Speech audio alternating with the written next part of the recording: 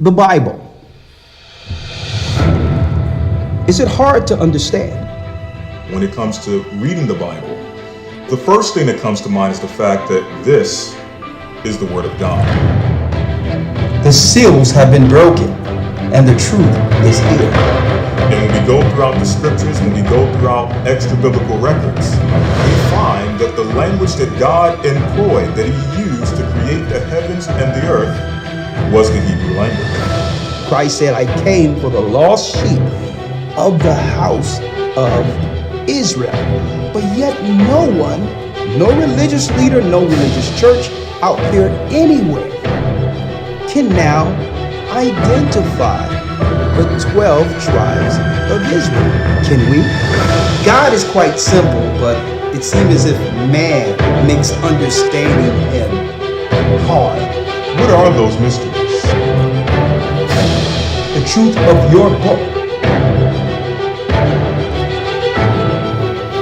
and the truth will make you free. The Hebrew and Bible Academy, you're invited.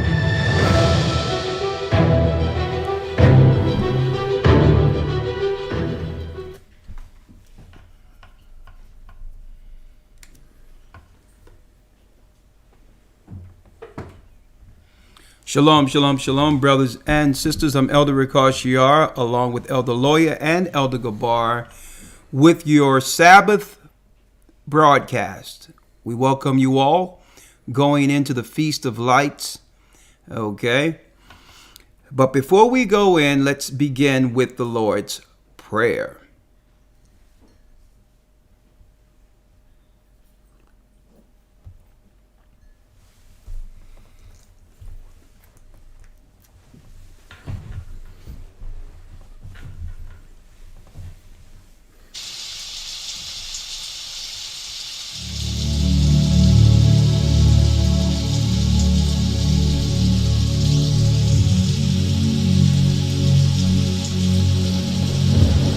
Our Father, which art in heaven, hallowed be thy name. Thy kingdom come, thy will be done, on earth as it is in heaven. Give us this day our daily bread, and forgive us our debts, as we forgive our debtors.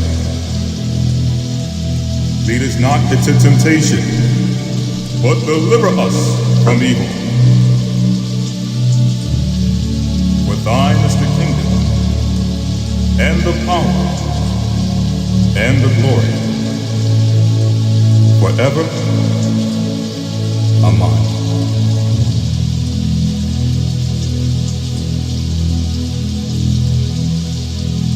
Abba Noah, Shabbat Shemayah, Kodash Haya Shankar Ahaya, Malagwavka Kaba'a, Ratazawanka Haya Aisha, Ba'arataza Kawa, Haya Bashamaya,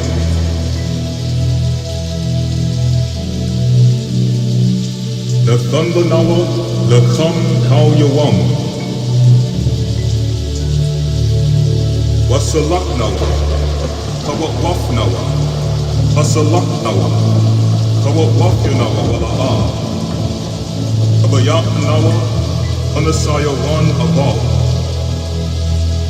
Awashai Noah, Man Rai Bayalaka, Kamalakwa Waha Allah, Bahatha Araf, La Ilalamya, Man.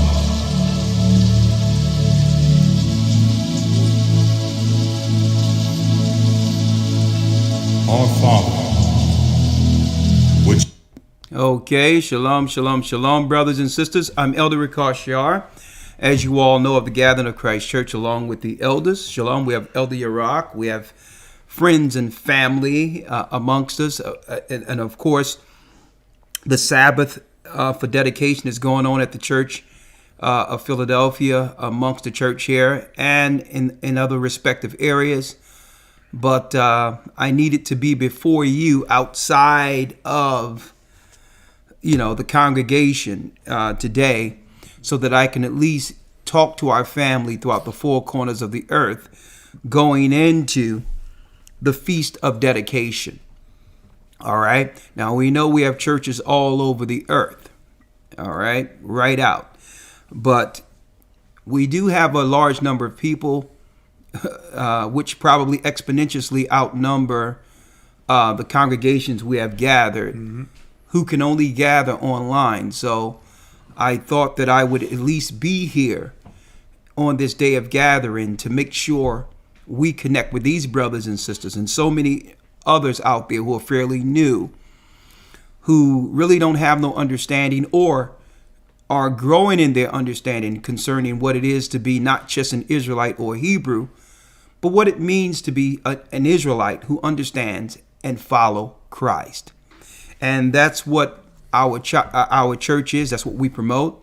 Not only do we know that we are the Israelites, because we are, we also understand that all Israel is not Israel. And above all, the greatest Israelites are those who follow the tenets, principles, and the path that Christ laid out for his disciples. Okay? And what we do is, as a church, we've constructed our church based on these particular principles. The Most High have given us insight to a lot of what's going on right now prophetically, and it's our position to convey what the Most High has given to us. Okay? Now, speaking of the Feast of Dedication, you have a lot of people out there who may be confused, especially coming out of the Christian church. All right? And I find that a lot of our brothers and sisters who believe in Christ are now more so going more so into understanding the historical value of the Bible, more so than just the faith portion or the salvation portion, which is good, because so long they have kept our people locked in a box, okay, totally ignorant to how the Bible came to be and the history concerning it in relation to us. But now more people have become more inquisitive and isn't content with just believing in the Bible strictly off of faith. Okay, you cannot have faith without a serious study and understanding the book that we're taught to have faith in, which leads us to, and because we're ignorant to this fact, especially growing up in our communities, we don't understand certain holy days according to the Bible. We're taught in the Christian church to follow traditional government promoted holidays, but we really don't know what is a holy day according to the Bible. And what happens is, through sheer ignorance, our people, when we see people actually following the Bible with some similitude of credibility when it comes to the holy days the Bible promotes, we usually just brush that off and say, well, the Jews do that. Right? So, being a Christian in Christ, understanding the truth, it's okay to walk in sheer ignorance without understanding the importance of holy days while following pagan holy days. And anytime someone comes and say, well, why don't you follow the days contained in the Bible? Our response is not that. The fact is, well, we haven't been taught. We're too proud to say, well, okay, there's something we just don't know. We're taught to answer in our sheer ignorance that, oh, the Jews do that. So a lot of our people don't know what is the Feast of Lights and what is the importance of it, of the Feast of Lights or the Feast of Dedication according to Christ.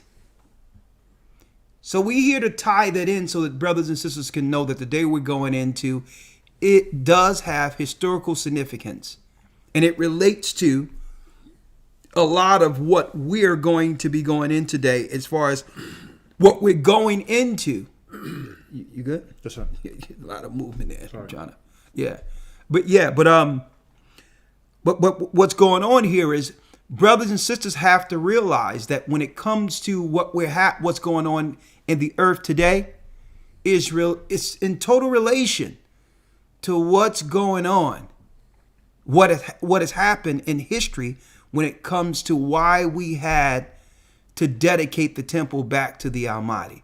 What does it mean, the Feast of Lights? What does it mean, the Feast of Dedication? How is it that we don't follow this according to the Bible under Christ and allow the Jews to continue to deal in this, or the Jewish people? Well, all of this will be answered in this broadcast today. Okay, let me line that up for the first. That's going to be the first bullet point we tackle here. Okay, now the next thing.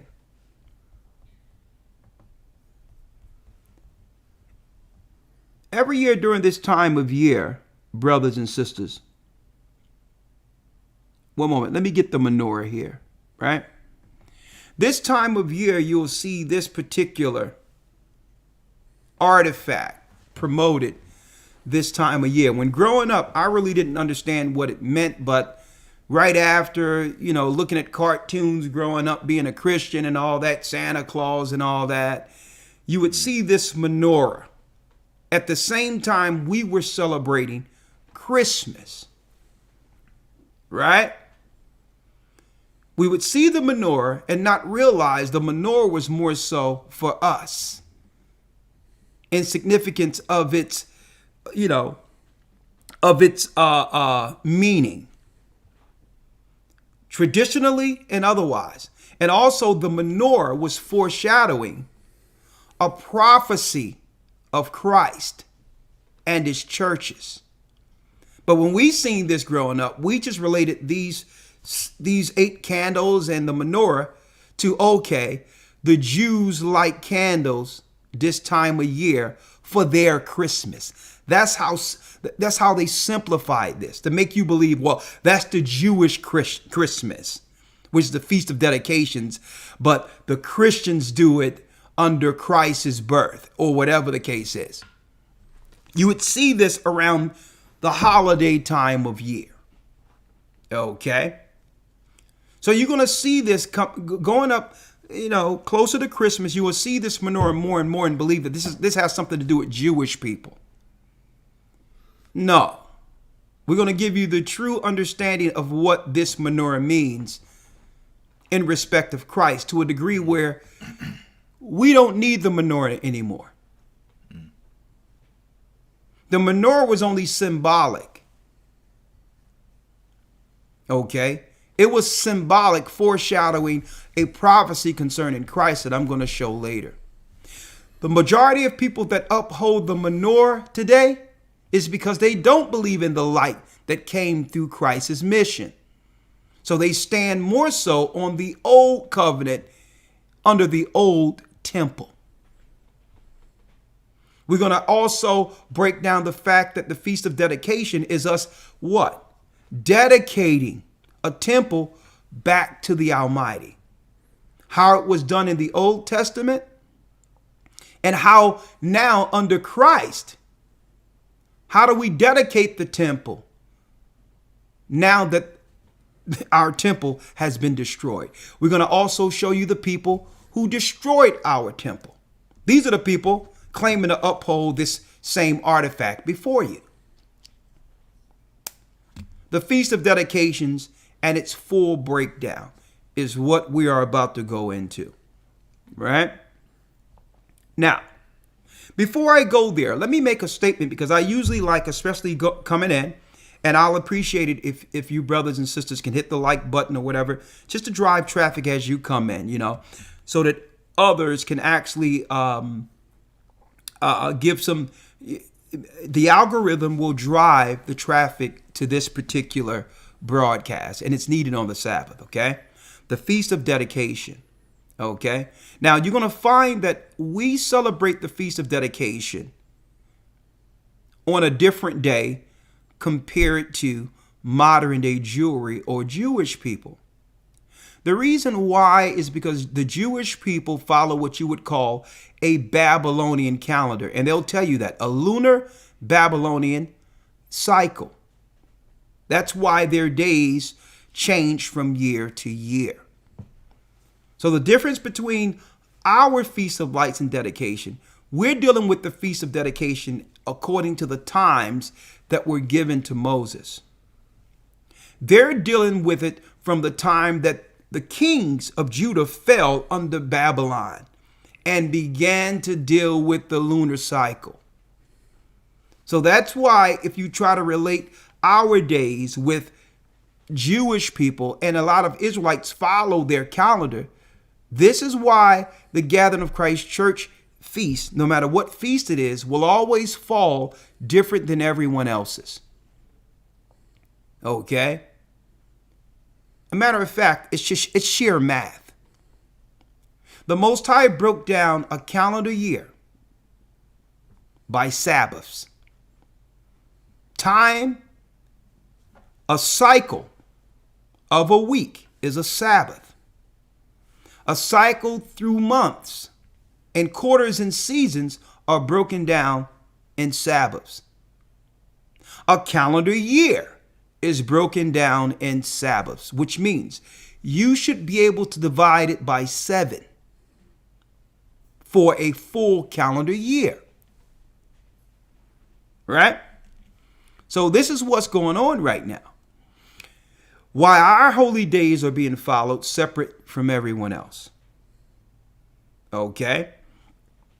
There's 364 days in a calendar year according to the scriptures. 364.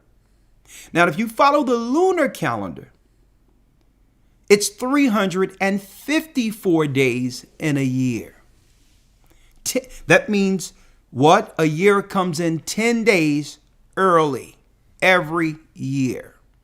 So because the Jewish people follow the Babylonian lunar calendar, the days are not on a fixed time every year because it came up 10 days short.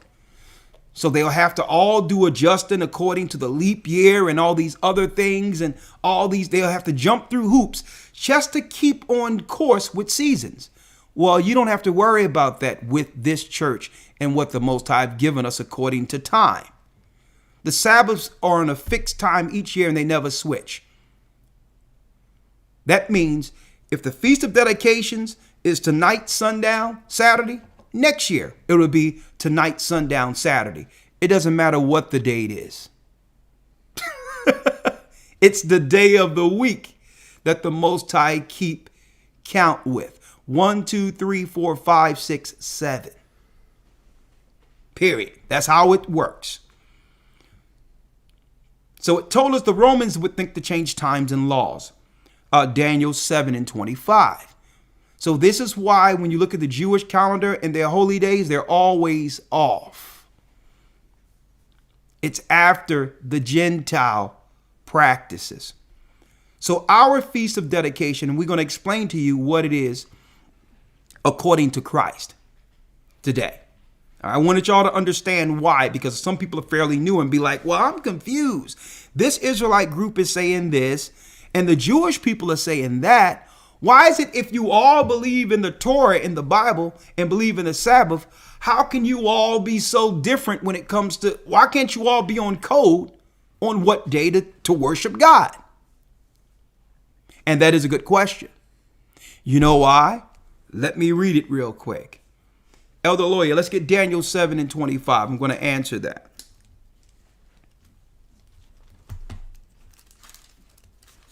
Book of Daniel, chapter 7, verse number 25. Let's read it. And he shall speak great words against the Most High. Come on. And shall wear out the saints of the Most High. And that he are the Romans, Esau. That he shall do what? He shall speak great words against the Most High. He would speak great words against the Most High. He would promote an idolatrous, atheistic society in which they can actually program people to question the God that made us. being the children of Satan. Read. And shall wear out the saints of the Most High. And they shall wear out the saints of the Most High. Slavery. Read. And think to change times and laws. And it says they shall think to change times and laws. See that? So can they change times according to God? No. But by them switching things up and going strictly by the moon and not by the sun and the moon, they have tricked people into doing what? Losing time and not being on time with the Most High's Sabbaths. But they couldn't change the fact that the Most High from the beginning gave us 7 days. 1, 2, 3, 4, 5, 6, 7 a week. Do that 3 more times, you get a month. So what the Most High did was he made 360 days with 4 intercalary days in between to separate the seasons. 364 days, 52 Sabbaths. Evenly. 5 and 2, 52 Sabbaths, 7. So and if you get our Hebrew and Bible Academy, our Hebrew and Bible calendar, you'll be able to easily see that the Most High have given us the information, all the records, along with the scriptures to make it easy to understand on us getting back on code with time. And this is why our Feast of Dedications, which the Jewish people celebrate as the Feast of Lights, and have connected it to a celebration of their restoration to Israel and all that. Okay, that's why you'll see the menorah, because they celebrate the Feast of Lights, use our history, but have turned it into something dark against the Bible. Okay, and I'm going to go into that. The Feast of Lights and what that means for us. Now, just look at with me, man, please. Okay. All right. The next thing we have here. All right. The next thing we have here is I want to make this statement. Right? Because we have so many people out there, people who are with the work we're doing, and there's a lot of people that are against the work we're doing. And that's fine. It comes with the work. When Christ was doing the work, there were people that was with Christ and the disciples, and there were people straight out against them. Okay? So it comes with the work. But what you have out there, and I want brothers and sisters to really understand what's out there. Right? And before I go into the lesson, I want to state this. You have people defining negatively what this ministry is without being a part of it. Okay? And what they try to do is through simple terms put out things about us that has nothing to do with our work. And I'm going to give you an example. Okay? You'd have a person or people who have never been really a part of us in dealing with this work who make assessments and say certain things in total ignorance, which can become a stumbling block to others based on whatever reason they wish to do so. Right? And I'm going to say this by saying you got people out there that saying that the gathered of Christ church, who was teaching flee Babylon, is keeping people in Babylon. Okay? That's a lie. Anyone say that, okay, is of the devil and doesn't represent us. And because they're not amongst us to hear our conversations and our meetings, okay, they have drawn conclusions strictly strictly based off of what they can extrapolate from our teachings online. And because what we're putting out there isn't suffice or sufficient for them to make moves based on what we would put out there, they're using ad hominem attacks and lies because we're not telling them what we're doing. Okay. So if anyone say that we've switched anything concerning fleeing, understand they are liars. If people say that we have that we have changed, we're going to keep people in it to be destroyed and all that, they're using fear. They're using this time in fear to detract you from what the message is. Okay? Again, nothing have changed concerning what we teach. And I'm going to drop this also. Folks, even till this day, when it comes to getting on a plane or traveling, people can rarely get on a plane and travel. I know people who have traveled. It's more so the programming they've put out there that would dissuade you from actually attempting to do something based on all of these, what you would call hurdles or psychological hurdles they've put out there to keep people still. Okay? We're going to travel. Okay? And we're going to get to where the Most High told us to be. But what we will not do is be driven through other people, from other people, through fear. We're not going to do that. I've known people who have went in different places, and guess what? Whatever the case is, I know people who listened to us say flee, and when they was in someplace else, they wasn't following anything else we were saying. They were doing their own thing. So people have their own agendas that they would like to drive through us teaching. If we say flee, flee, flee, now they can come with their own little sideways agendas to extrapolate people for themselves. Okay? We've seen people, so now people upset because we're not seeing flee every time. Why? Because now they can't get access to destroy people. They can't now bring forth options to line themselves with the people that they know would only follow this church.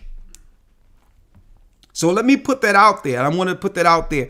If someone tell you that fleeing, that the elders are keeping people in Babylon, they're just not in the know. Understand, when these people say this, brothers and sisters, I've never met these people. I don't know these people. Okay? So they don't know what we're doing. But we're not putting something out there enough for them to actually utilize it for their own turn. And that's the piece that upsets them. They want to be able to utilize what we say, get on social media and link up with other people to say, well, yeah, they keep people in Babylon. Yeah, but I got an opportunity. I got an apartment for you. I got this. I got that. And when you get out there, you get destroyed. Going into another location does not 100% secure your safety. There's people who've went into other countries, and all the time, how many reports we heard about a white girl going to Jamaica and coming up missing? Or a white person or another person traveling to another country. We know black people who've traveled to other countries and didn't live. You can die any place. That's right. So don't let people put that fear on you. What we're saying is, if you're going to be guided outside with this church, you're going to be under the guidance of this church. Or do your own thing. Okay? Because at the end of the day, when you make certain moves, it's going to be us, our faces, the elders responsible for these moves you're making. Okay? So I just want to put that out there. If someone tell you that we've switched anything, understand that they're deceivers and liars, and they have other agendas that they'll never tell you. But they're trying to deflect by attacking us, saying, well, something different about them. They changed. No. It's called wising up. That's right. That's right. You want in good earnest to be honest and put everything out there for everyone and honesty, like we used to do. In hopes that brothers and sisters would do the right thing with it. But if what we put out is going to harm someone by making a decision that can harm them in the future, then no, we can't do that. So it's about minimizing risk by not putting something out there that's going to harm someone. Now, if we can guide you through and protect you through it, okay. That's fine, because now I can feel responsible for understanding, for making that choice. But I can't be responsible for putting something out there so that some guys can say, yeah, flee, and they're in Israel with all black on, killing a goat on public TV. And then they can say, oh yeah, we learned from the gathered of Christ church. Nah. So somebody can be in another country, in Jordan or something, running from the authorities while on the internet telling you, yeah, you need to come flee with me, and once you get here, I'm out. No. So what I'm saying is, brothers and sisters, is don't believe what anyone tell you concerning us. We're going to tell you what's concerning us.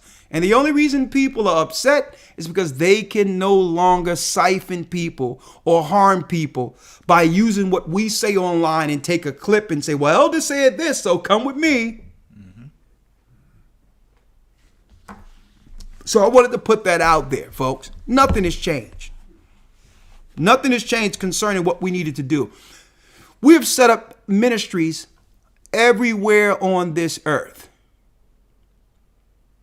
Okay? And we'll be able to access those ministries and locations. So no matter what's going down, I don't care what they're talking about. Well, this restriction, that restriction, this, that, and the other. Listen, there'll be a way. Brothers and sisters have to more so get their hearts right with the Most High and clean up what they can where they are. It doesn't matter what location you go into if your heart isn't right or if you haven't put down sin. Okay, if you're sinning in another country that you flee to, you will die under sin. So I'm going to tell you, this Gathering of Christ Church isn't just about some fleeing. Get that out of your mind. Christ told the disciples when to flee. And it was clear. And it was when it was time, those that believed in Christ's words were out when it was time. Let me make that clear. So I'm going to leave it there because I don't want to hash that. If any of y'all want to say anything on that in particular before I go into the lesson, and if y'all want to, y'all can. If not, we'll go straight into the lesson. You cover everything else. Okay, I just wanted to make sure. Yeah.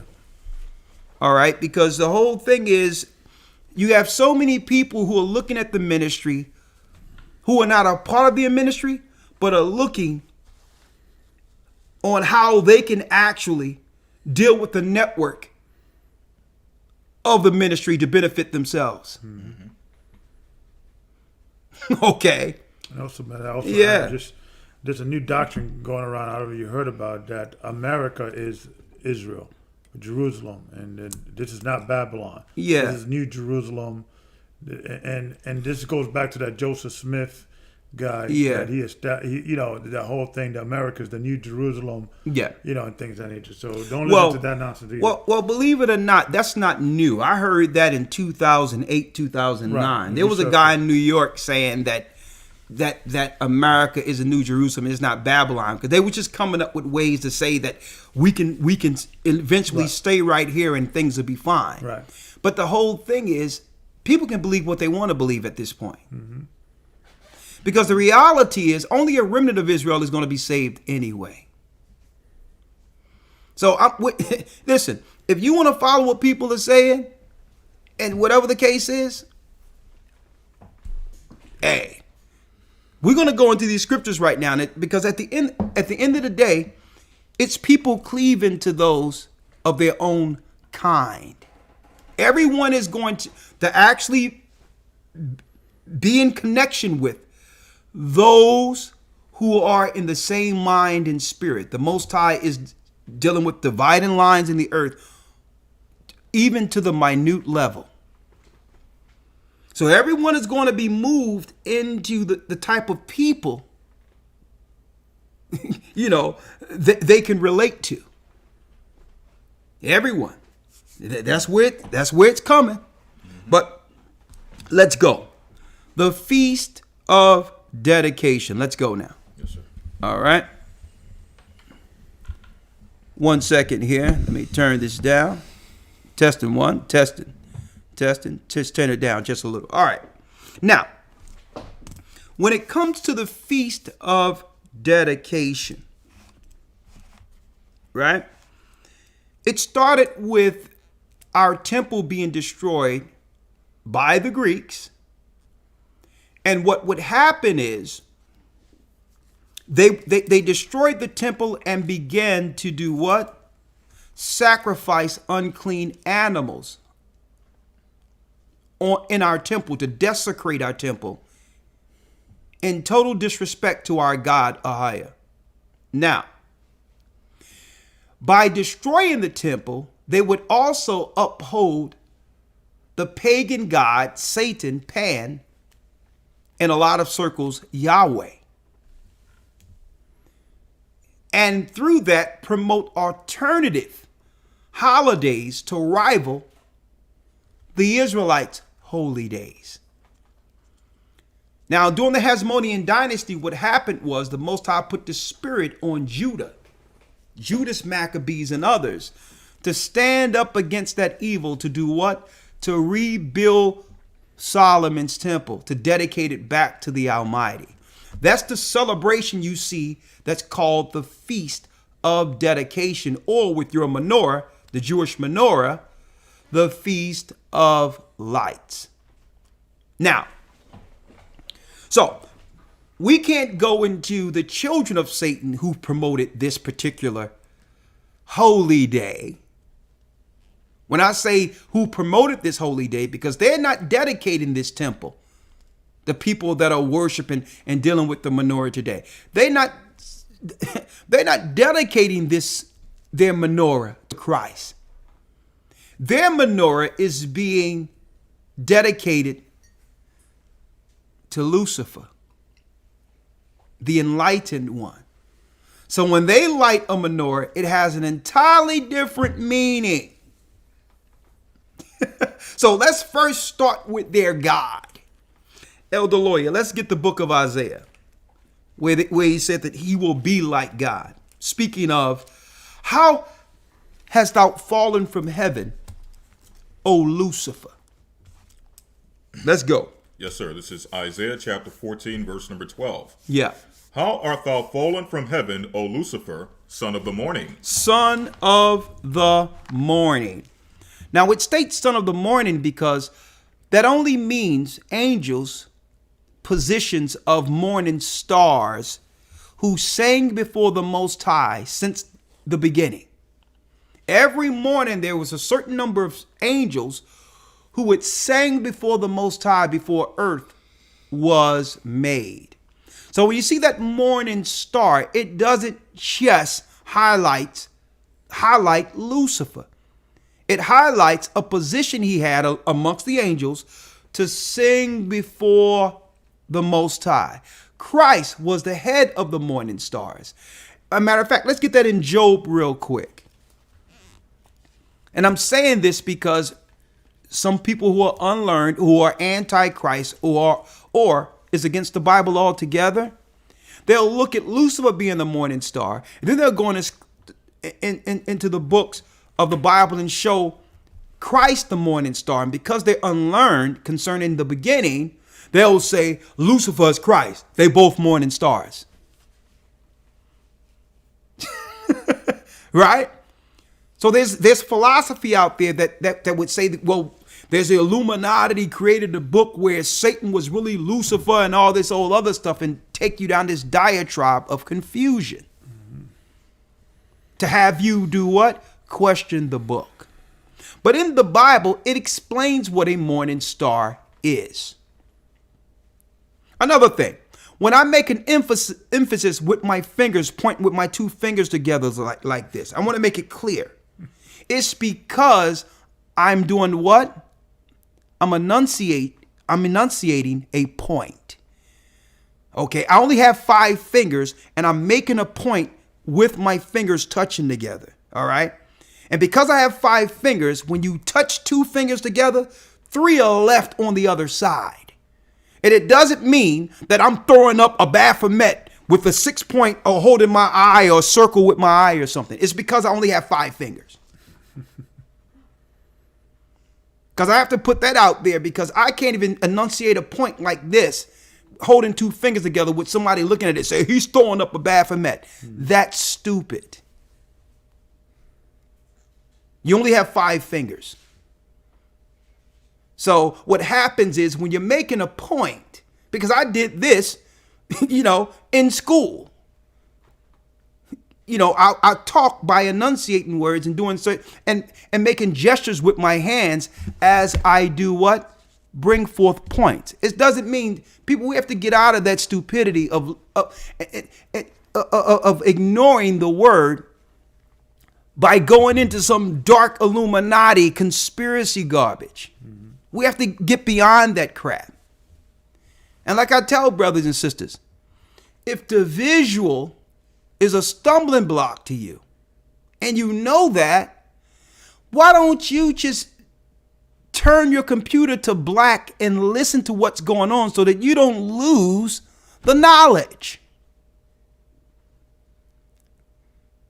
I mean, we're trying to overcome some of the stupidity that our people deal with, and you will totally ignore some deep information coming out.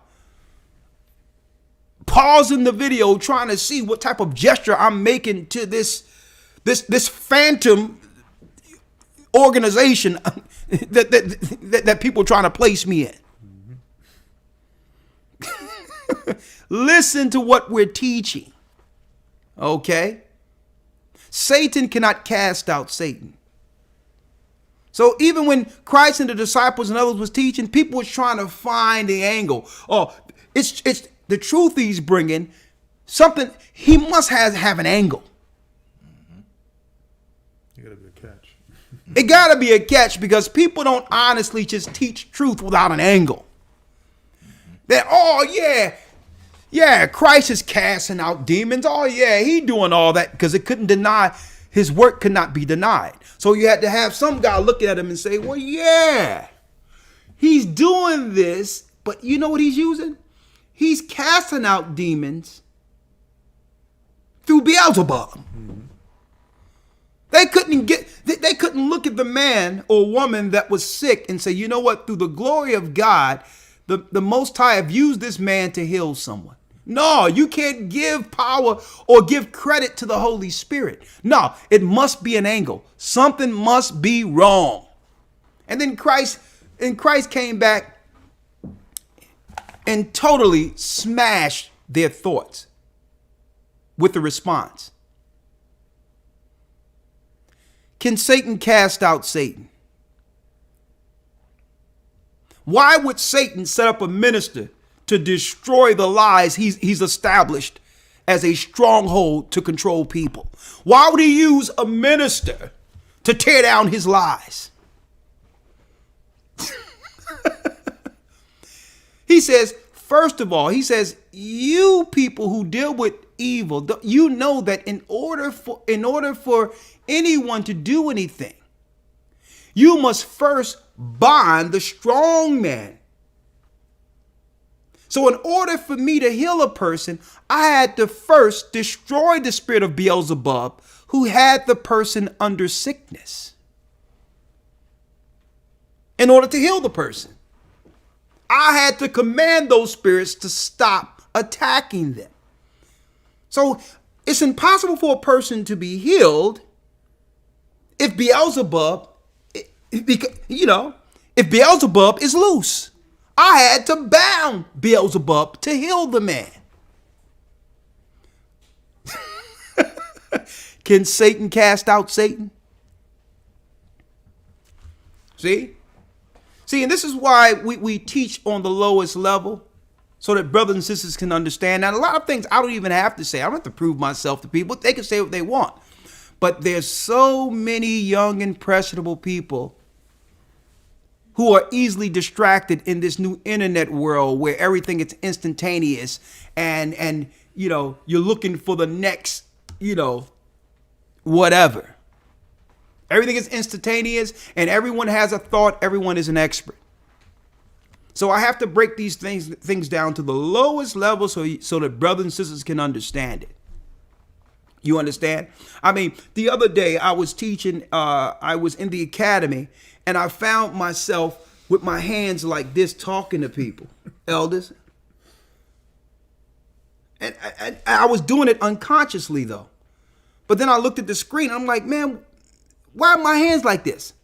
Man, listen, man, my hands can be whatever it want to be. Mm-hmm. I'm tired of this stupid crap that people are dealing with. Mm-hmm. Okay, now let's go.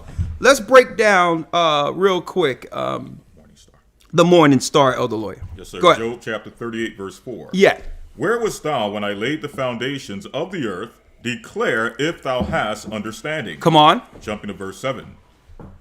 When the morning stars sang together. When the morning stars, plural, sang together. And all the sons of God shouted for joy. And all the sons of God shouted for joy. Now, this was before the earth was created, proving that the angels are and were the original sons of God. Read it again. Yes, sir. Job chapter 38, jumping back up to verse 4. Read. Where wast thou when I laid the foundations of the earth? Where was you when the Most High laid the foundations of the earth? Proving that this predated Adam, before man. Read. Declare if thou hast understanding. Declare if thou hast understanding. Read. Jumping to verse 7. When the morning stars sang together. When the morning stars sang together. And all the sons of God shouted for joy. So Lucifer was one of the sons of God before the fall, before the foundations of the earth were laid.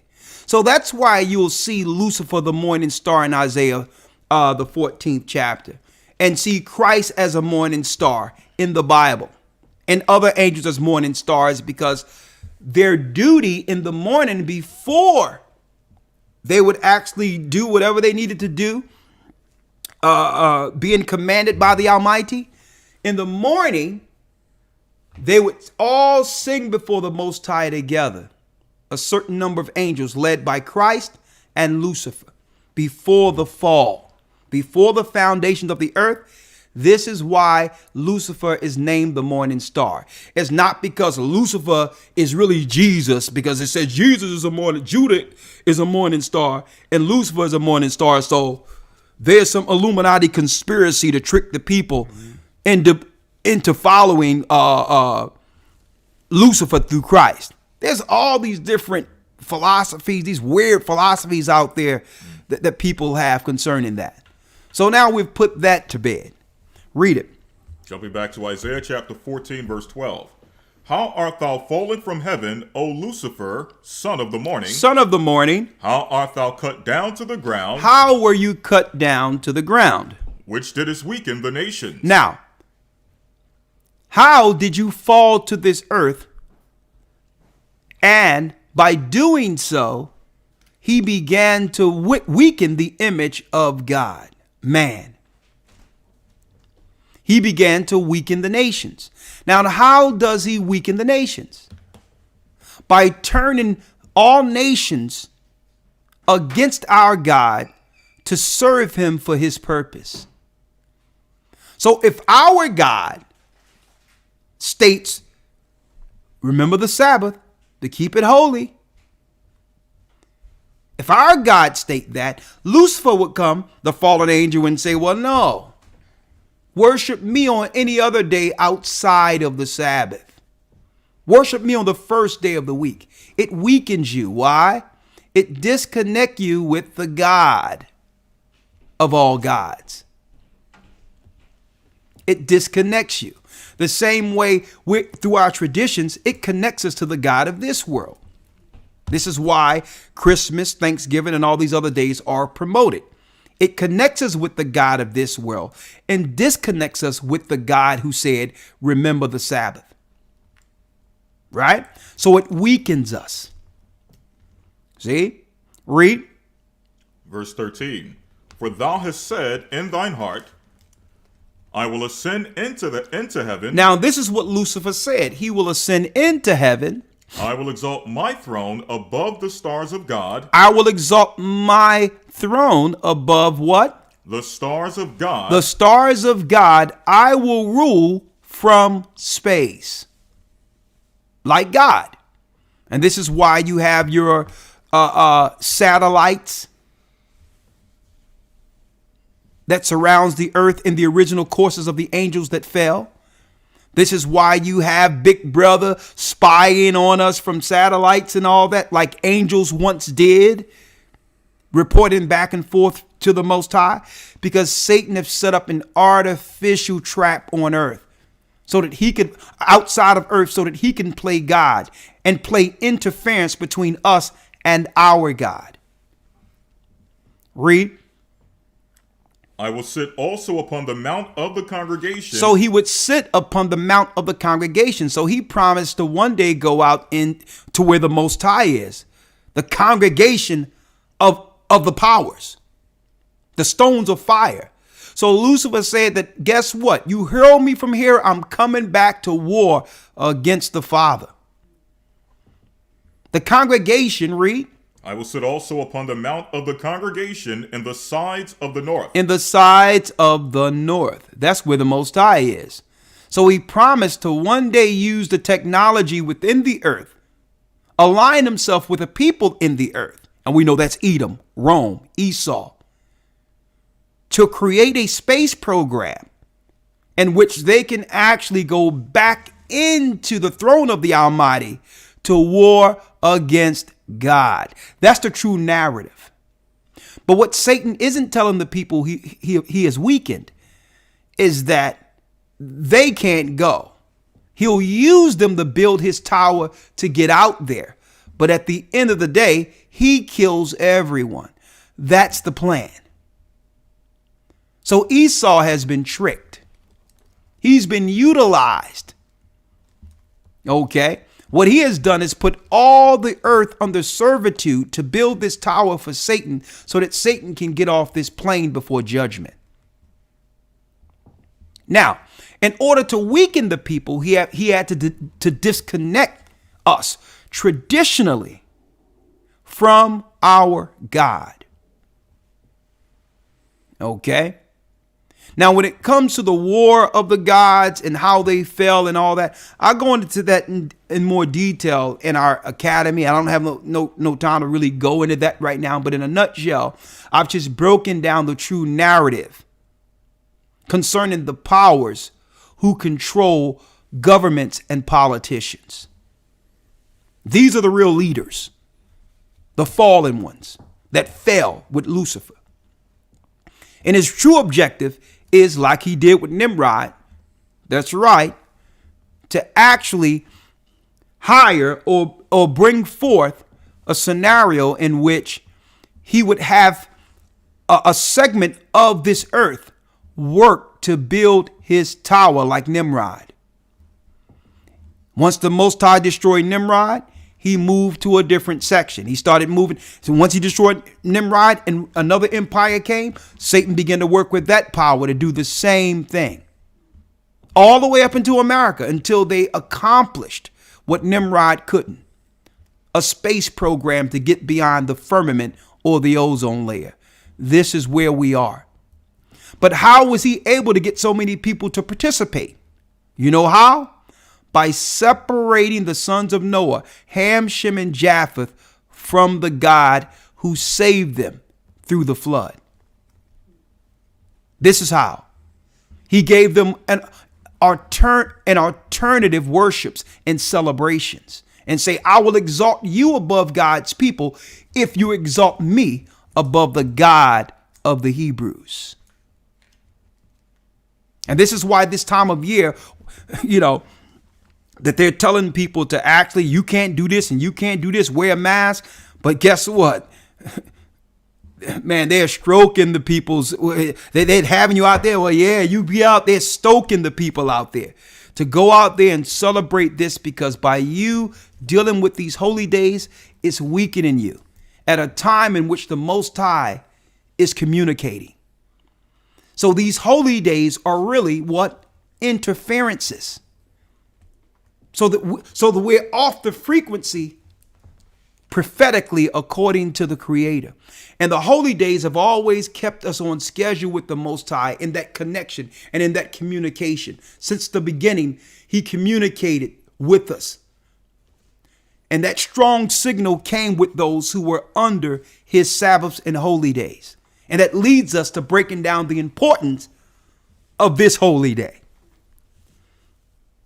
If you want to understand how the Most High have given us information to bring forth prophetically and otherwise and understand certain things, is because by us following the holy days, we're on that frequency to receive what he's saying and to bring forth revelation through the Bible.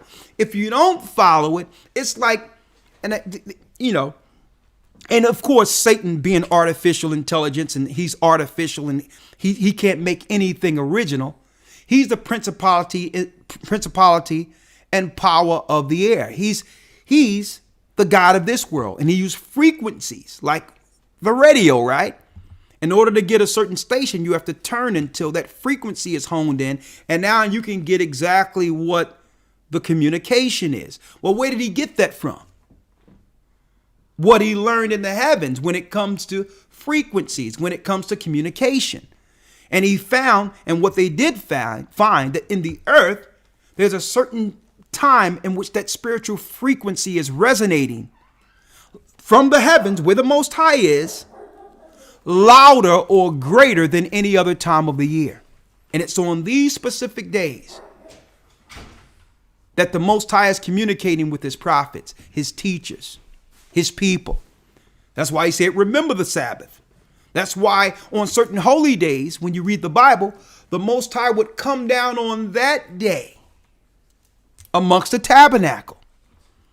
Okay? So we're showing you the importance of understanding our holy days opposed to Satan's.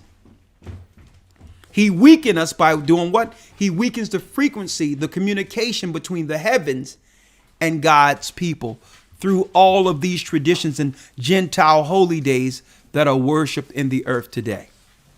All right? Shalom.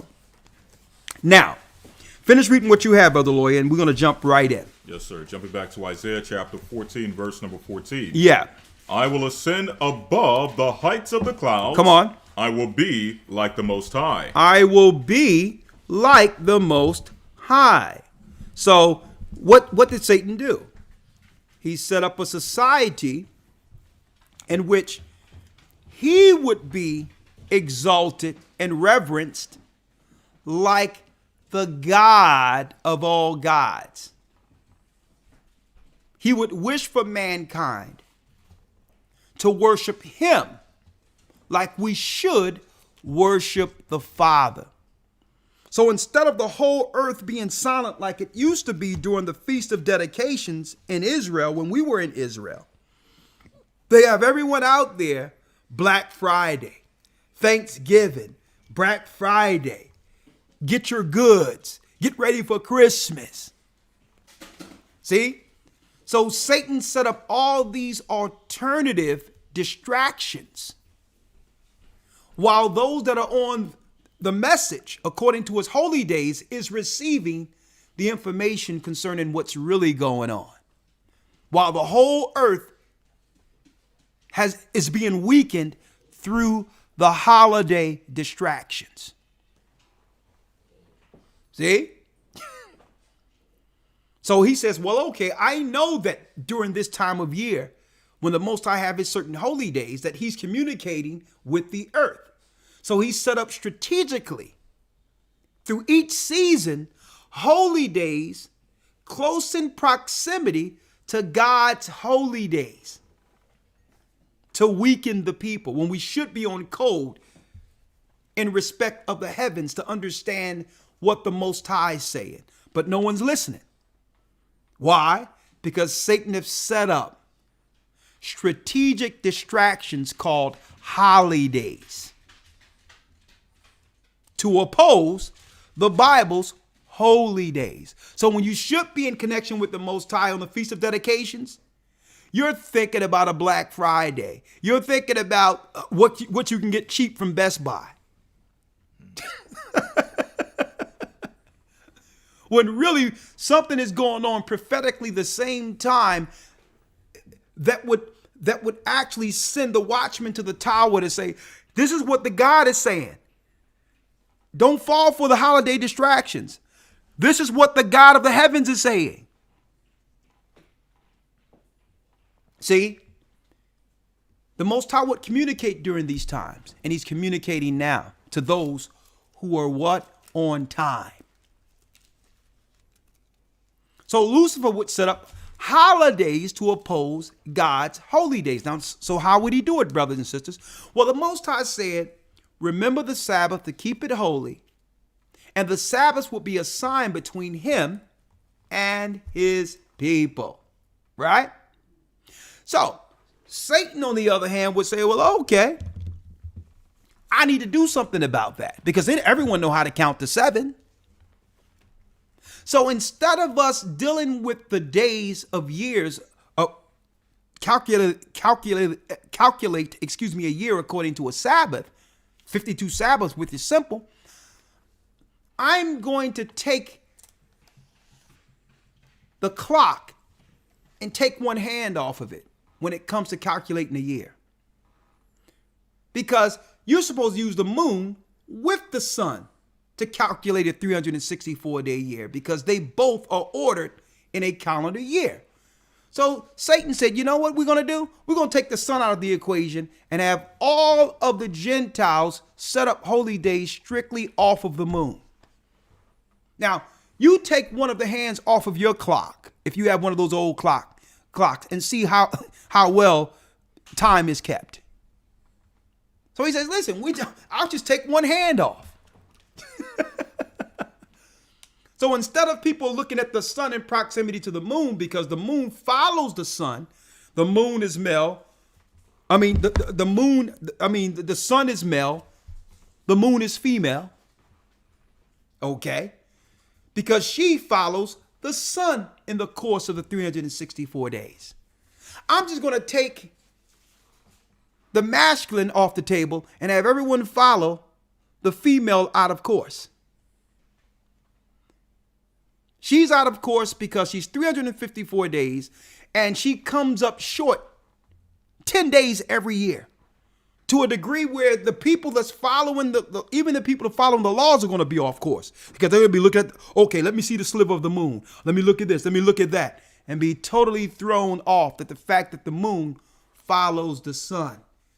The heavens have the sun and the moon for the course of time, and it was set that way since these two great luminaries were created.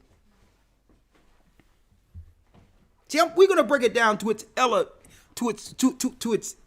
elementary level so you can understand. So the Most High is he's from the heavens, he's looking down on the earth, and he see the sun and the moon working in its course 364 days to give us a calendar year. And throughout these seasons, communicating with us at a separate point of the year by setting up holidays in which we would be quiet and hollow ourselves to get the connection. And Lucifer know this, being a morning star from the heavens, and know how the Most High communicates with us. Okay, then he says, I'll tell you what, let's take the sun out of it. Have the Babylonians deal strictly with the moon. Okay, the Persian religion, which is now Islam, make sure they celebrate the crescent moon and the crescent moon in the stars. So we're gonna celebrate all of our days after the moon, and the Egyptians did it before that. The Egyptians did it because they celebrated and they worshiped who? The moon god Yah in Egypt. So Satan had a plan a long time ago to throw off time. The Yah is a moon god from Egypt, folks. So when you see people say Yah, Yah, Yah, they're too ignorant to even understand that they're talking about an Egyptian god. Okay, it's a moon god. It's what? The celebration of the feminine over the masculine.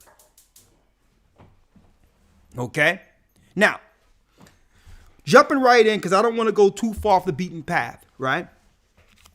So what happens is when our people began to disobey God and not follow the Sabbaths, we began to fall to this new way of celebrating.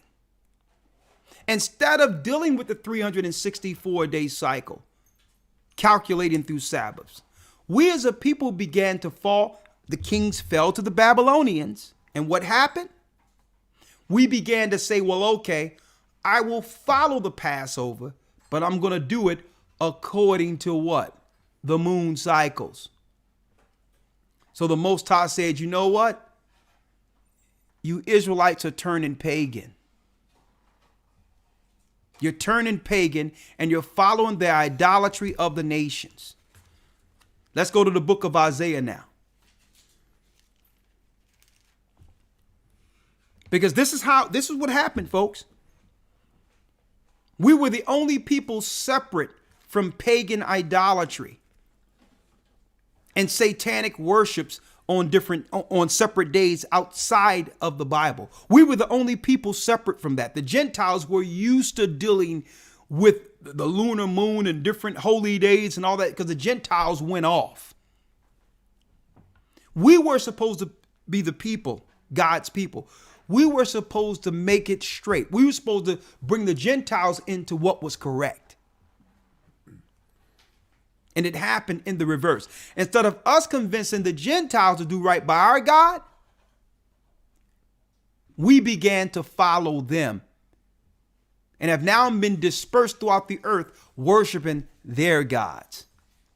Let's read it, Elder Lawya. Yes, sir, if you don't mind. Just two quick precepts. Yeah, let's go. Revelation chapter 12, verse 9. Huh? You need something? Oh, no, I'm good. Read. Revelation chapter 12, verse 9. And the great dragon was cast out, that old serpent called the devil and Satan, which deceiveth the whole world. So the whole world was deceived from the beginning. Yeah. It was one particular nation that was giving the Sabbath as a sign, as the elder is mentioning, and that was supposed to be a sign between us and the Most High, but obviously we did not keep that sign. This is the book of Ezekiel chapter 20, verse number 11. In fact, I'll start at verse 10. Wherefore I caused them to go forth out of the land of Egypt, and brought them into the wilderness. And I gave them my statutes, and showed them my judgments, which if a man do, he shall even live in them. Moreover also I gave them my Sabbaths, to be a sign between me and them, that they might know that I am the Lord that sanctify them. Exactly. Now let's go back to now the book of Isaiah, when our people, the children of Israel, began to go off and follow the moon and follow the Gentile worships. Yes, sir. What's now, and to a degree, folks, it's to a point where we celebrate these days as a tradition now, not realizing how wicked our practices became. We uphold these days as days of traditions for our family, not realizing it was us following these days that led to our captivity. Because not only does it, some people might say, well, what difference does it make? And you hear this all the time. What difference does it make what day we acknowledge God as long as we acknowledge Him? See, that's an ignorant statement there. Because it's not just the day you worship.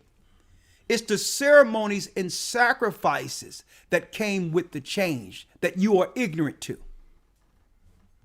So while you're sitting around on Black Friday doing one thing, the hierarchy who's gaining all this energy from our worships are sacrificing children on that same day. So all that energy is working together. You think it's just well, I'm just celebrating Christmas because me personally, because this is how I believe in Christ, and how it ain't you. You were told to do that. You're trying to personalize it as if this is a choice you made. But if it was your choice, why would you do it on the same day everyone else is doing it? Nah, you are a part of the energy that leads to that golden dagger coming down on children. See? So, no, you can't be just talking about some crap about, well, I can worship God any day of the week and all this other stuff. Nah, you're lying. It's a tradition that was given to you for a purpose. It's upon you now to study to find out what that purpose is, and then decide, use an educated decision on whether or not you want to be a part of all this evil. You can't disconnect yourself by saying, well, this is why I'm doing it. No, because if it was your choice, you wouldn't do it. You wouldn't be doing this on the day everyone else is doing it. Nah, you are a part of the craft, the evil, the sin. Let's read it. Isaiah 1:13. Bring no more vain oblations. Incense is an abomination unto me. Yeah, that's another statement. We're doing this for the kids. I'm just doing it for you're a liar. Because some parents get upset when their children don't want to participate. The children are like, I'd rather just sit here on my phone. No, I need to get into it. I got the stockings here. Nah, I got this. You see the candy canes? No, you're doing it for you. Using the children as an excuse. It's just something for the kids. No, it's not. Because what I find, especially with so many children in the church and others who are now learning the truth, I don't know a child in our church who missed Christmas. A matter of fact, if anything, the teachers are writing letters about, this child is cramping our style up in here. We can't do anything without this child standing up and saying, well, where's the Bible? What scripture is that? That's against my religion. Yeah. We got our children saying, well, that tree. Hey, excuse me, teacher. Excuse me. Well, yes. Okay, let's see what the black devil want again. Yeah. You seen the Malcolm X, right? Isn't that tree from the devil? What? You stay back. As a matter of fact, you go to the office. Our children be standing up saying, well, no, isn't that tree Satan's tree? Putting our children on permanent recess. Right? Let's read it. Come on. Yes, sir. Isaiah 1:13. Bring no more vain oblations. Incense is an abomination unto me. Incense is an abomination. Read.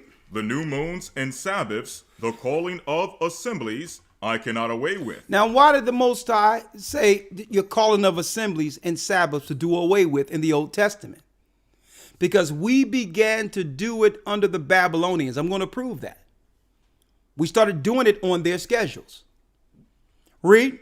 If I can read up a verse or two. Read. This is verse number 3. The ox knoweth his owner, and the donkey his master's crib, but Israel doeth not know, my people do not consider. So as you're mentioning, we forgot the God that actually get gave closer us to the these mic. holy You're days. low. Yes, sir. Yeah, we forgot the God that gave us the holy days and started doing it under another God or deity. Jumping back. Exactly. It says the ox knoweth his owner. An ox will graze and know exactly what barn to come back to for shelter. And even a donkey knows his master's crib. He know a donkey is one of the dumbest animals, but know when some danger, where to run for protection. But it says, Israel, my people, do not even consider. So obviously, our people began to stray off to what? The worships of the Gentiles, of the gods. So we thought, well, we can still use the word Passover, and we can still use the word, whatever the holy day the Most High given us, and by using the name, that was good enough. He says, no, you're doing this on the same days as the Gentiles who are sacrificing children to Moloch. See? So just because you see people out there like under Judaism and others using holy days, nah, they have nothing. These holy days they're dealing with have nothing to do with the God of the Bible. Zero. So when our people fell, we began to worship on these different days, the children of Israel. And it led to what? It led to the Most High doing what? Dealing with, it was total expulsion. He says, listen, get off my land. I didn't give you this land to act out like the Gentiles. You were supposed to stay connected with me. I gave you a time in which I'm communicating with you. So these holy days isn't just for feasts and what people are bringing to dinner. No, it was that connection with me that I will give you in this earth to oppose the powers who are looking to destroy you. So our holy days had a dual purpose. Yes, the food was good, but we wasn't there just to sit around with our family and eat some food. No, it had spiritual significance. That was at the time the Most High was communicating with us. So that now the priests, the kings, and others can now do what? Guide the nation righteously, or warn the nation concerning conspiracies against them. The Most High would give the prophets understanding of the Hittites are saying this, the Edomites are planning this. And the priests would now proclaim that before the congregation. The majority of the time we were getting these messages, folks, were doing key holy days. Go ahead, Elder Lawya. Yes, sir. Bring no more vain oblations. Incense is an abomination unto me. Come on. The new moons and Sabbaths, the calling of assemblies, I cannot away with. Come on. It is iniquity, even the solemn meeting. Now, why did he say that our meetings in the Old Testament were iniquity in a solemn meeting? We weren't doing it at this time according to how the Most High commanded Moses to teach us how to do these things. We weren't dealing with the same worships on the same days. We were using the name of the holy days, but we were worshiping on the days of the Gentiles. Read. Verse 14, your new moons and your appointed feasts my soul hateth.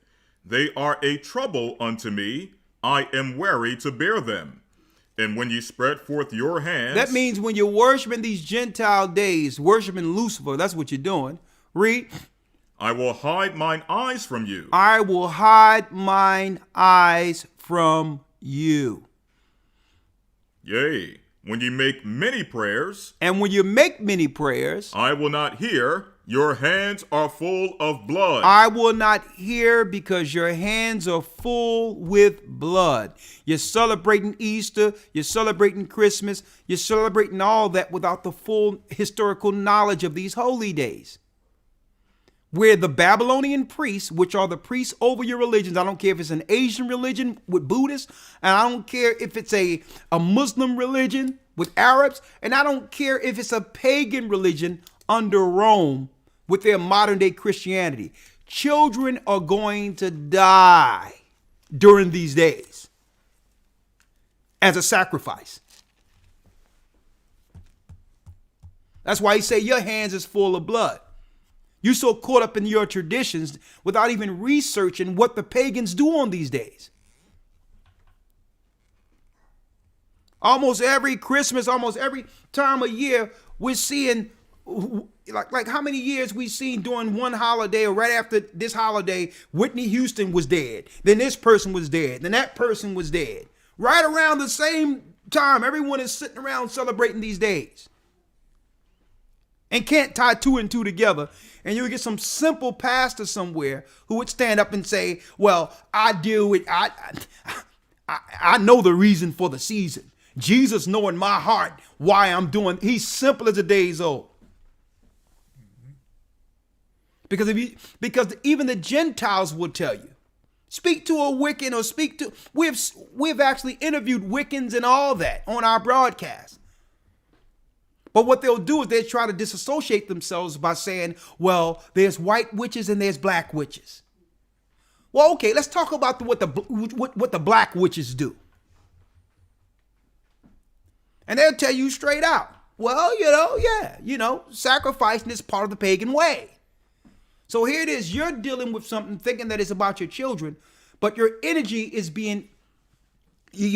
resource is being expended on Satan and his priest while they're sacrificing children. And at the same time, there's total interference between what the Most High is communicating with us at the same time. See? Elder Lawyer. Yes, sir. Let's give an example now. Mm-hmm. Let's go to Jeremiah 10.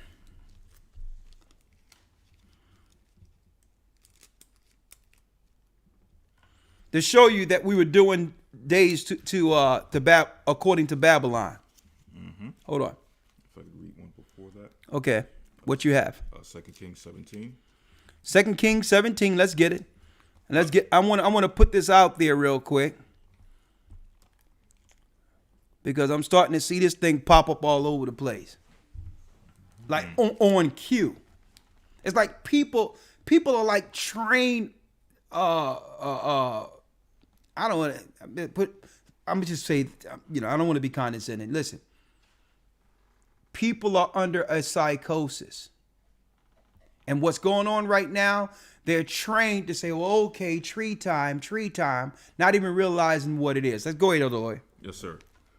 Second, if I can mention real quick, here's the hypocrisy of people who follow the holidays, right? Yeah. They'll say we can't follow the holy days in the Bible because that was followed by, or that's for, the Jews. Yeah. When we look at Thanksgiving, which just passed, the last I checked, it was celebrated by who? The Pilgrims. Yeah. So unless you're a pilgrim, you should not be following Thanksgiving, according to that logic. Yeah.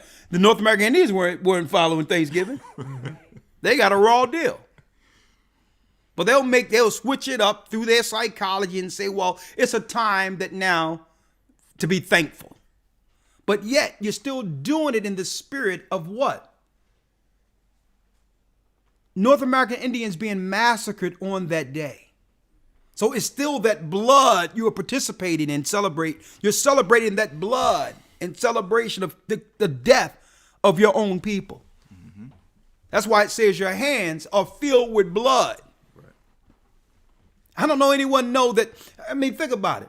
Someone just came down, they came into your house next door, your family living next door, and you say, oh man, what's going on over there? And everybody's screaming. They went and shot up and killed everyone in your home. And you sitting there crying, oh my God, my family, they dead. And then 10 years later, you sitting around a table with your family saying, let's now be thankful for them killing my family next door. Because someone benefited. Now, the people who benefited from the massacre are thankful. So, so they set up a little holy day every other year, a little festival that they invite their family to celebrate what they stole and to celebrate victory over the people they killed. And guess what? They send you an invitation. They send you and your family an invitation and say, well, we're being thankful. I mean, if you can't beat them, join them. So, you might as well come and be thankful with us. But go ahead, Elder Lawyer. Yes, sir. 2 Kings 17, showing Israel going off and worshiping other gods. Yeah. And they left all the commandments, this is verse 16, and they left all the commandments of the Lord their God and made them molten images, even 2 calves, and made a grove and worship all the host of heaven and served Baal. Come on. And they caused their sons and their daughters to pass through the fire and used divination and enchantments and sold themselves to do evil in the sight of the Lord to provoke him to anger. Therefore the Lord was very angry with Israel and removed them out of his sight. There was none left but the tribe of Judah only. Also Judah kept not the commandments of the Lord their God, but walked in all the statutes of Israel which they made. So these were the things that we began to do, celebrating holidays or holy days, but doing it with these customs and these practices. Yeah. Now, I need you to go down to 2 Kings 17 and because here it is. Here's the origin of Judaism, where you had Gentiles go in the land with their heathenistic practices. And they merged their heathenistic practices with what? The laws of the Torah. Mm-hmm. So let me see how the babies ended out, for the children who were there in the land during that time where they began to burn their children. Okay, let's go down. Here's the Gentiles in our land, folks. Yes, sir. Doing what? Read it. Jumping down to verse 24. And the king of Assyria brought men from Babylon and from Cuthah and from Ava and from Hamath and from Sepharvaim and placed them in the cities of Samaria instead of the children of Israel. So Gentiles were placed in the land the same way there's Gentiles there now. Read. And they possessed Samaria and dwelt in the cities thereof. And so it was at the beginning of their dwelling there that they feared not the Lord. Therefore the Lord sent lions among them and slew some of them. Come on. Wherefore they spake to the king of Assyria, saying, the nations which thou hast removed and placed in the cities of Samaria know not the manner of the God of the land. Yeah. Therefore he sent lions among them, and behold, they slay them, because they know not the manner of the God of the land. So the Gentiles came through, didn't know exactly how to worship like the Hebrews who were taken out of the land. So because of this, the Most High began to send lions against them. No, if you're going to be on this land, you have to, you have to do some similitude of worships according to the God. Read. 27. Then the king of Assyria commanded, saying, carry thither one of the priests. So a Levite left the southern kingdom where we were and was sent to teach the Gentiles in the northern kingdom. Read.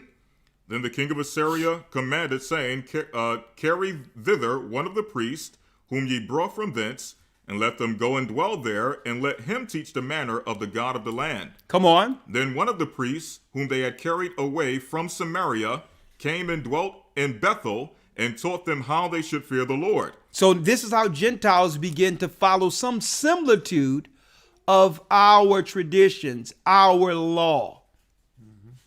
They aren't the people. Yeah. And it's deep, Elder, because I'm thinking that the powers that be, they know this. That's why when they say, okay, we're going to take over the land of Israel, we have to create or keep some level of similitude of the law, because the land will kick us out. The land will go against them. That's why, So they got to keep some form of tradition. Right. Yeah. You know what I mean? Exactly. So this is them right here. This is what they keep. Mm-hmm. They keep some similitude of it, but really they follow the Babylonian Talmud and other Babylonian rituals, the same as what we're reading here. Mm-hmm. Because if they solely just went into Satanism like they would like to, the land can't take the land would fight against them. Mm-hmm. And this is why when you got the people who went into the land in 1940s, they claimed to be the people. Well, they still had to follow some level of law, or the land would actually destroy them. Mm-hmm. Okay, so we see them following a similitude of it and believe that, okay, they're the authority concerning how to do it. No. They're the example of what not to do. Mm-hmm. Read. Yes, sir. Verse number 29. Howbeit every nation made gods of their own, and put them in the houses of the high places, which the Samaritans had made, every nation in their cities wherein they dwelt. And the men of Babylon made Succoth Benoth, and the men of Cuth made Nergal, and the men of Hamath made Ashima, and the Avites made Nibhaz and Tartak, and the Sepharvites burnt their children in fire to Adrimelech and Animelech. Hold up, man. It's for the children. And the Sepharvites burnt their children in the fire to Adrimelech and Animelech and the gods of Sepharvaim.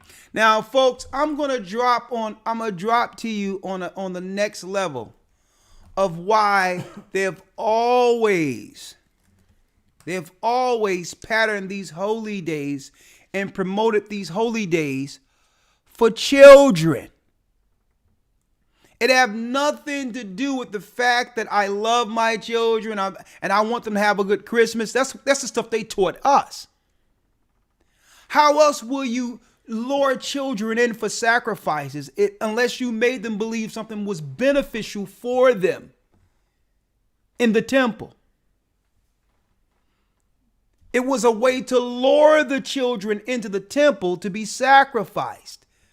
That's why even till this day, they cater to the children when it comes to these holy days. This is how the priests and others were able to get children. They would lure them in with gifts and all that into the temple to kill them. Satan Claus? See, but it wasn't until our modern time with TV and all that they actually began to do what? Sensationalize it, and more so, take the negative connotation off of it. Through media and through, through this new Christmas tradition created in America. But really, it was always out there. The toys, the gifts, and all that, the philanthropy was so that people can lure their children in to be sacrificed. And Elder may also add, when most Christians, they'll go to Amos 5 when it talks about when the Most High said, I hate your feast days and your assembly. Yeah. And they say, that's evidence that the Most High no longer wants the feast days. But if they go and they read in the proper context, he was addressing Bethel. Yeah. Bethel was the northern tribe. They set up the house of Yahweh, in Bethel. In the same way, because when you go to verse 6, it says, seek not Bethel, nor enter into Gemal, nor pass to Bathsheba, for Gemal shall surely go into captivity, and Bethel shall come to naught. Yeah. So he was upset at the forgery temple, not the actual temple of the Most High. He hated those feast days, not the feast that were kept in Jerusalem. Right. Exactly. It was the pagan traditions that was set up through Bethel, in honoring Ashtoreth and Moloch. Exactly. And it was the Bethel church. It was a Bethel church that was set up, a pagan church. That the Most High spoke against. So I'm glad you brought that out, because they'll go to this scripture and say, well, this means the holy days are done away with. Right. And the Most High say do away with them without giving its proper context. Right. They were following the days up until the time we fell to Babylon correctly in Judea. It was the northern kingdom that went off and started dealing with this temple of Bethel first. Worship of Baal. Yeah. Right. And it trips me out because we have a lot of churches in our community called Bethel. And they don't know the history of that. They don't even know the history of the temple Bethel, of child sacrifice and paganism written of it. It's supposed to be just the house of God. It's supposed to mean that. But there was two Bethel. There was one in Jerusalem and one in Exactly. Right. But now in hindsight, looking at the majority of our churches who are pagan, what Bethel is it talking about? Exactly. Right? But go on. Yes, sir. Elder, now let's get this Christmas tree real quick, because I got Satan's, and I've coined the name for this thing, Nimrod stick. It seemed like people are going out to get these things on cue without even realizing what it's attached to. Okay? So when you look at 2 Kings 17, Elder Lawya, when it talks about the burning children to Adrimelech, even those who are following some similitude of our law, Keep in mind, it's attached to Gentiles' worships and the exaltation of Lucifer. Mm-hmm. When we fell to Babylon, who was being worshipped? That's right. The virgin mother Ashtoreth, the mother of Nimrod, a star. The same name Easter is named after. Easter has nothing to do with Christ. Her name is a star, the virgin mother of Babylon. That's where you get the whole virgin immaculate conception from.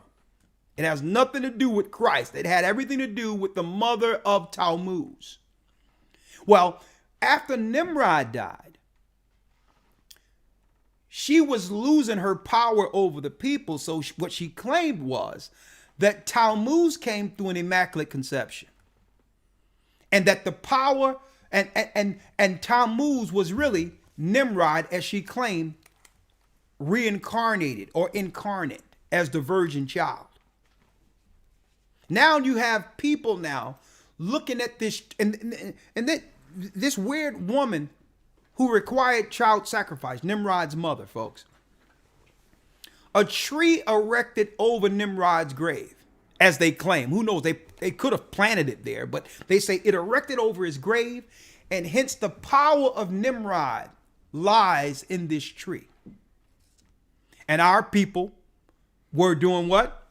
We began to acknowledge this tree as some type of idolatrous symbol in fear of what would happen if we denied Nimrod's power, if we denied the government's power in acknowledging this tree as something great. Let's read Jeremiah 10. Let's read that. Yes, sir. Jeremiah chapter 10, verse 1. Yeah. Hear ye the word which the Lord speaketh unto you, O house of Israel. Yeah. Thus saith the Lord, learn not the way of the heathen. Learn not the way of the heathen. The heathen are Gentile nations outside of the children of Israel. Read. And be not dismayed at the signs of heaven. Come on. For the heathen are dismayed at them. For the customs of the people are vain. For the customs of the people are vain. These customs have nothing to do with our God. Read. For one cutteth a tree out of the forest, the work of the hands of the workmen with the axe. Come on. They deck it with silver and with gold. They deck it with what? They deck it with silver and with gold. So don't tell me the Christmas tree isn't in the Bible. The Most High said this is a curse to our people right here. I've known, guess what? Through media, through Satan's TV, they have actually sensationalized this evil practice. Because you have to realize what this signifies. This signifies the death and destruction of God's people. That's what this signifies. That symbol means something for those who have done the history on it. They deck it with silver and with gold. That's the Christmas tree. You can't try to gloss this over later and say, well, because of Jesus, I can put a tree that the Bible forbids. They're using Christ for evil, folks. They're trying to justify their wickedness by using I can just say Christ and it all goes away. Well, where did Christ have a Christmas tree?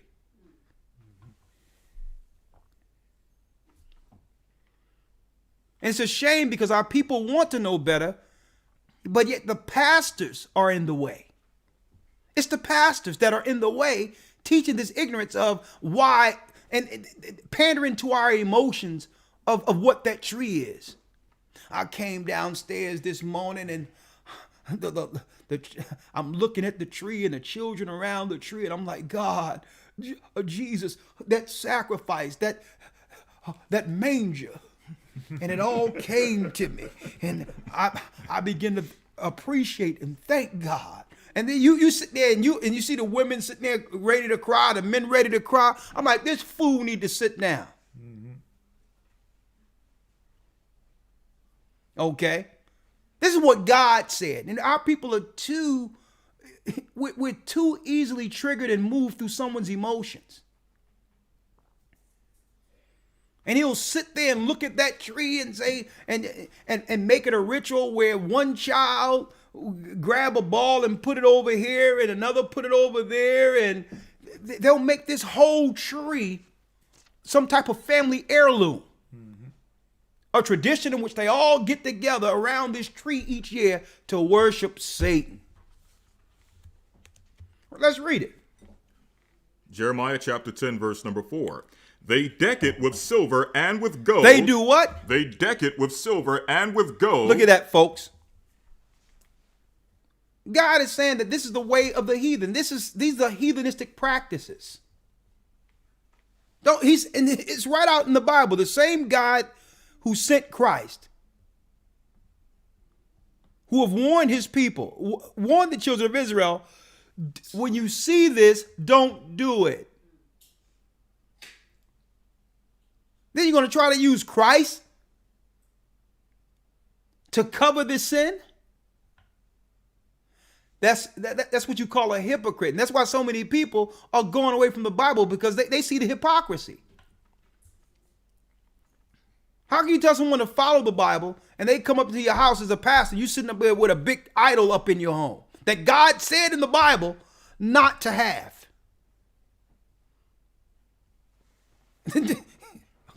Are you kidding me?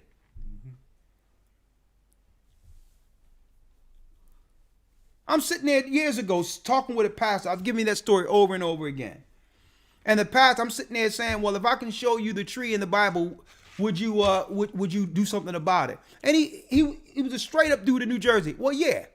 This pastor didn't even know that the Christmas tree was in the Bible.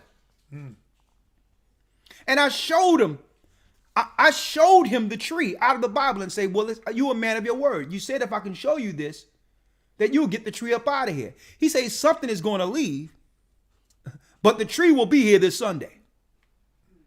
So guess who left? Me. He said, yeah, something getting up out of here, but the tree will be here Sunday.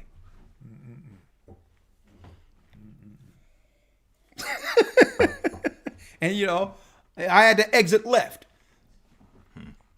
And you can see the look in his eyes. I'm like, am I going to have to go to blows with this dude? That's how connected he was with this tree.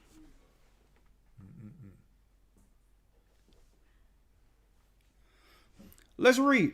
Yes, sir. They deck it with silver and with gold. Come on. They fasten it with nails and with hammers. They fasten it with nails and hammer. That it move not. That it move not. So back then, they would fasten it at the bottom with nails and hammer. That it move not. This is the Christmas tree, folks. Now they have the little turn things, and now who knows what they have now. You can just get it out of the box and put it together. But the Bible is clearly highlighting this idol. And our God is warning us that if we deal with this, if we begin to deal with this idolatry, we're going into captivity. So if I'm a Gentile Roman right now, whose full intent is to do what? Is to consolidate and keep the power that came through these people's disobedience. Naturally, what we would do as a government is do what? We would put these people in captivity a tradition for them. See? If God is mad at these people for doing it, let's make it a tradition. Let's reward these people for doing it.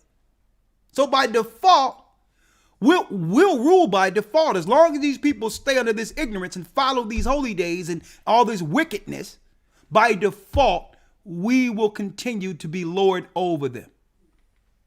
By default. See? Yes, sir. Go ahead. What else you got, Lawyer? If you don't mind, on that very point, just jump into Judith chapter down 6, verse number 18. It's a key point. Yeah, go ahead. Break it down real quick. Yes, sir. Judith 6, verse number, I'll start at verse 17. This is in the Apocrypha. It says, "And whilst they sinned not before their God, they prospered because God, or the God that hated iniquity, was with them. But when they departed from the way which he appointed them, they were destroyed in many battles very sore, and were led captives into a land that was not theirs, and the temple of their God was cast to the ground, and their cities were taken by the enemies. Now, this is a Gentile speaking about the history of the nation of Israel and what happens when they are with the Most High and when they are against the Most High, showing that the Gentiles know that our power rests and lies in our relationship with our God.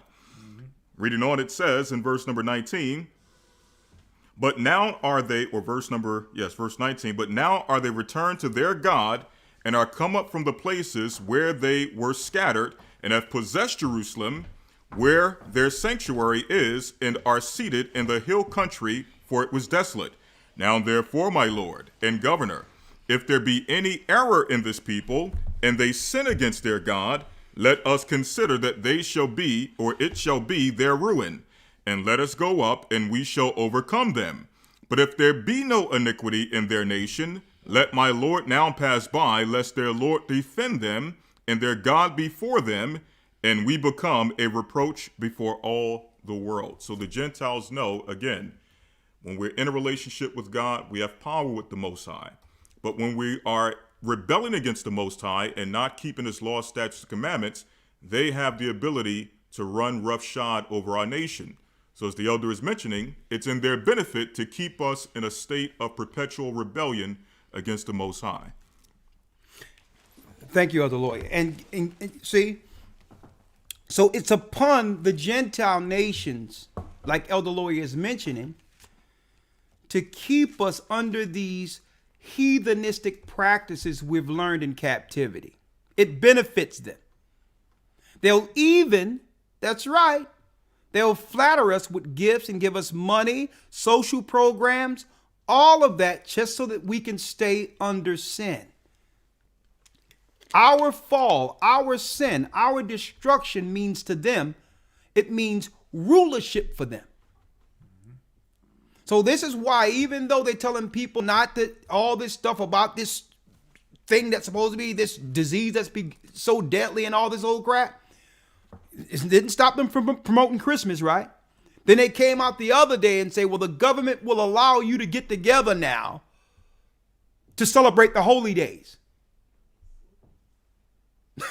I mean, the holidays.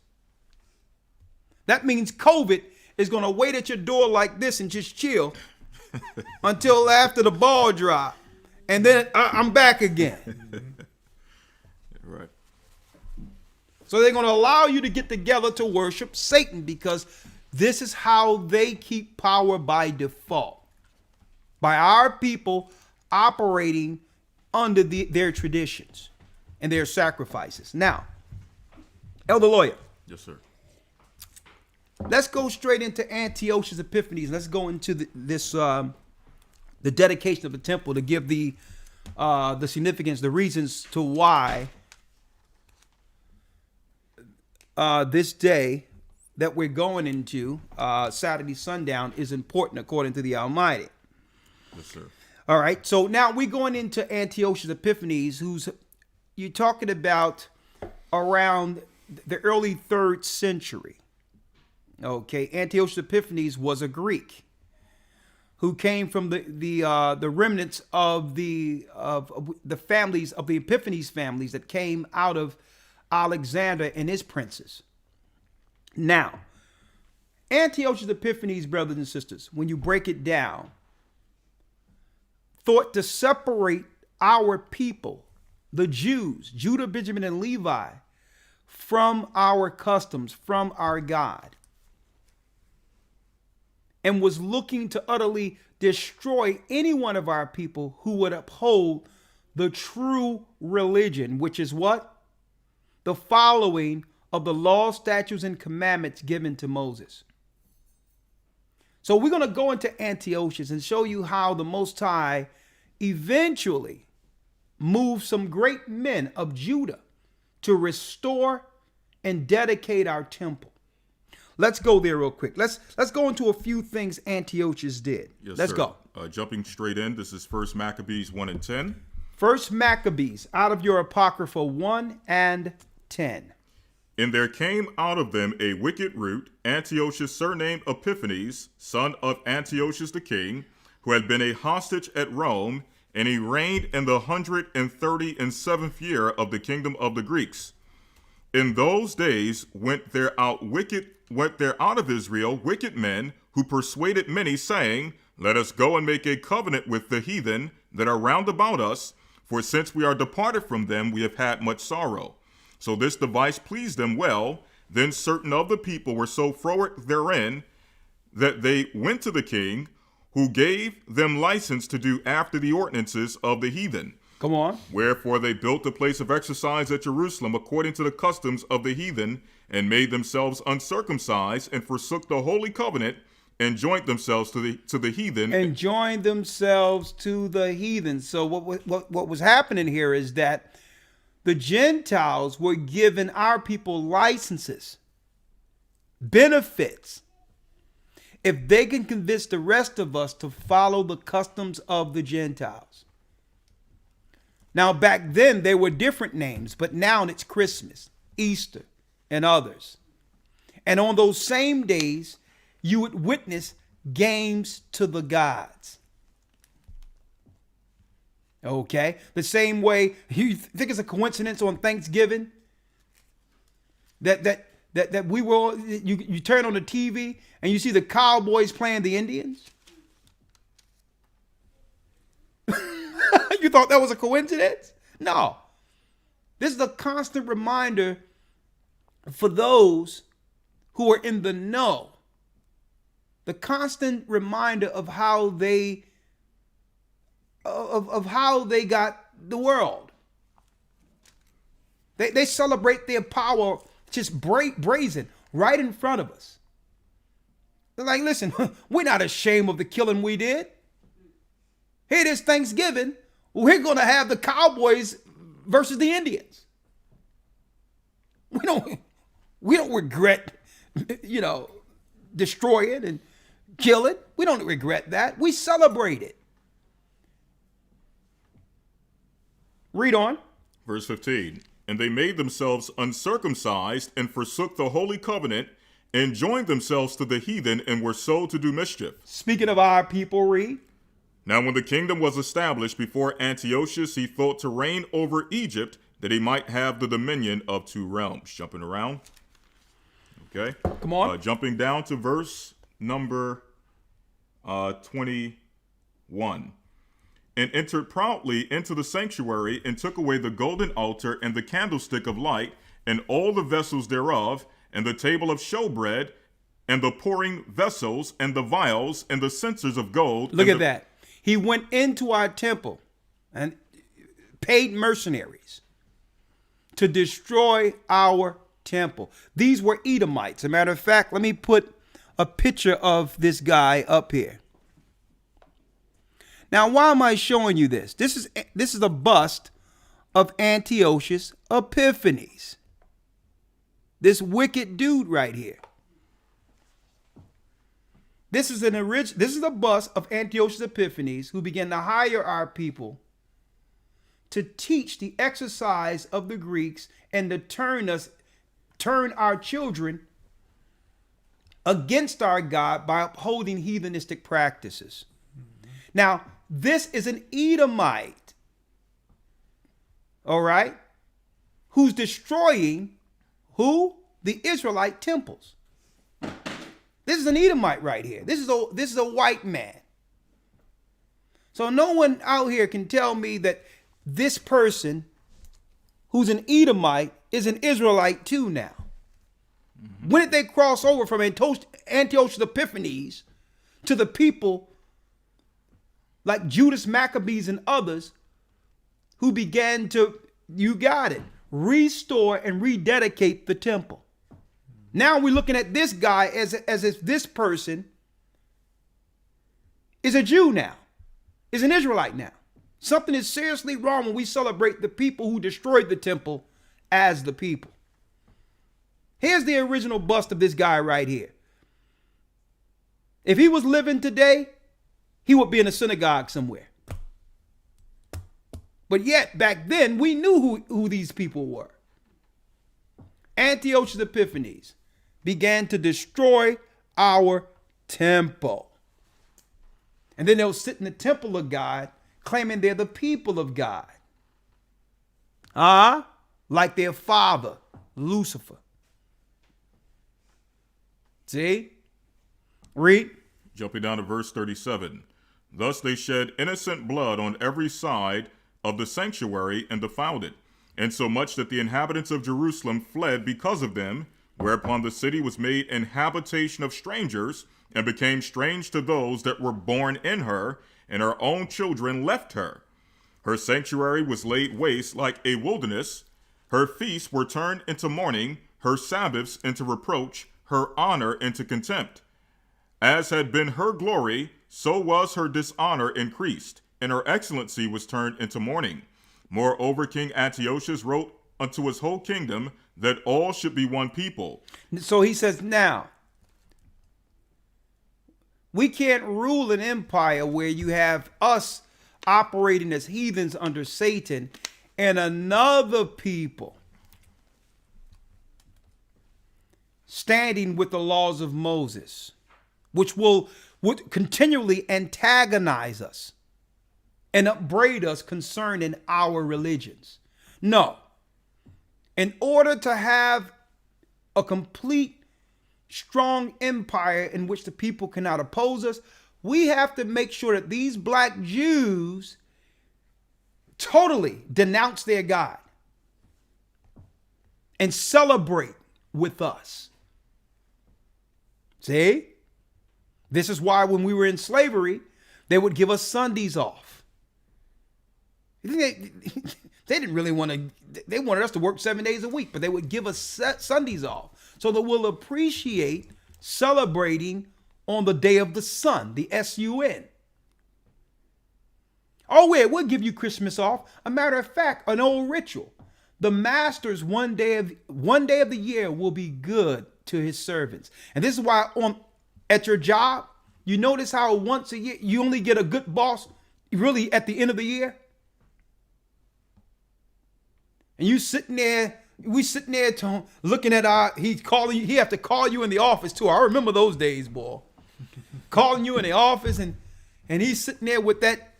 Let me tell you, folks, this is all strategic. And you could be a grown man or grown woman with degrees and all that, and you sitting in front of your boss, and he's sitting there smiling with an envelope, and there's a gold snowflake on it. And you on the other side, like, man, I think this is my bonus right here. And he's sitting there, you know what? You know, we did the evals, and man, the numbers here and numbers there. And he says, listen, man, the Christmas party coming up, you know, and I just want to say, man, job well done, man. and he's sitting there with a whole bunch, and you sitting there smiling cheek to cheek. And I'm like, man, the last time I felt like this I was 7 years old on Christmas. Mm-hmm. So your boss by default becomes your Santa Claus.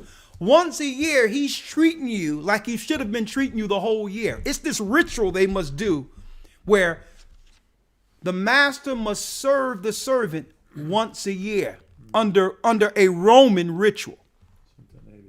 Saturnalia. Exactly. I remember those days, boy. You'd be like, yo, you sitting there, and because he's smiling at you all day, so you know something is coming. Mm-hmm. And now he's sitting there with a white envelope and a snowflake on it. And you know, you work your behind off, you appreciate a bonus, whatever the case is, but I don't know if y'all realize, folks, they don't treat you like that the whole year. Right? Mm-hmm. We can be straight with you. Because it's a ritual that the master must serve the servant during Saturnalia. Mm-hmm. So that they, in turn, can have a prosperous year in respect of how they treat you during this period. It's some crazy ritual that ties us in to the tradition to actually benefit or, you know, get some level of relevancy from our master. Now we're relevant because he's finally recognized me. And the psychological behind it is that year he's preparing mentally his workers to work well or work harder for him next year because they could appreciate this bonus now. Right. Yeah. So, in the winter, so coming into the springtime, they got that positive thing with that their positive boss energy, because I got that bonus. So you really, it's mind control. Yeah. You think about it. That's deep. Yeah. You sound like you speaking from experience too, right? I tell you, wait for those bonuses, right? I mean, listen. As soon as the ball come down January the 1st, you at the job 2 hours early. Mm-hmm. My boss used to go around with envelopes. Here you go, Carlos. Here you go.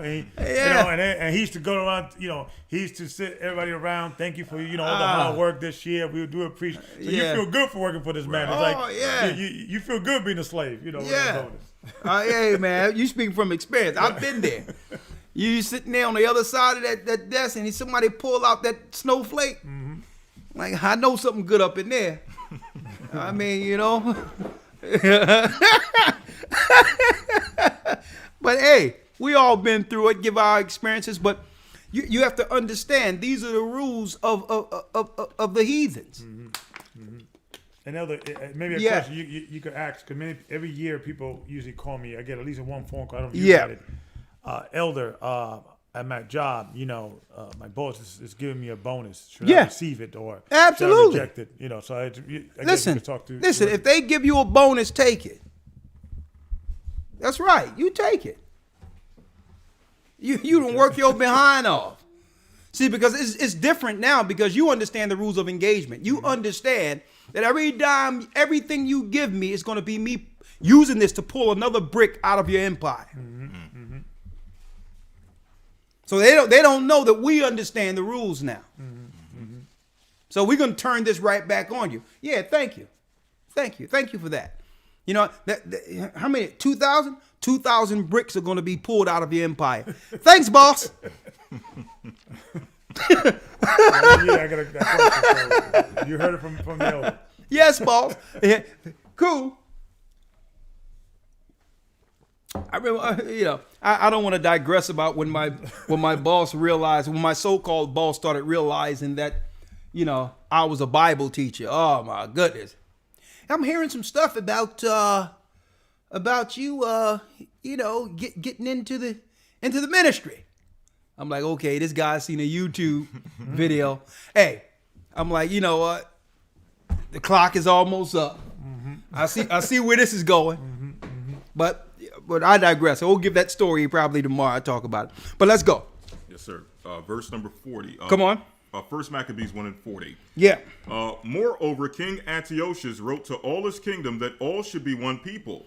So Antiochus started to write to the governments that, listen, there's no way we can rule an empire if you have different ideologies, different religions, different practices. That the Jews have to become heathens, at least in their thinking and practices.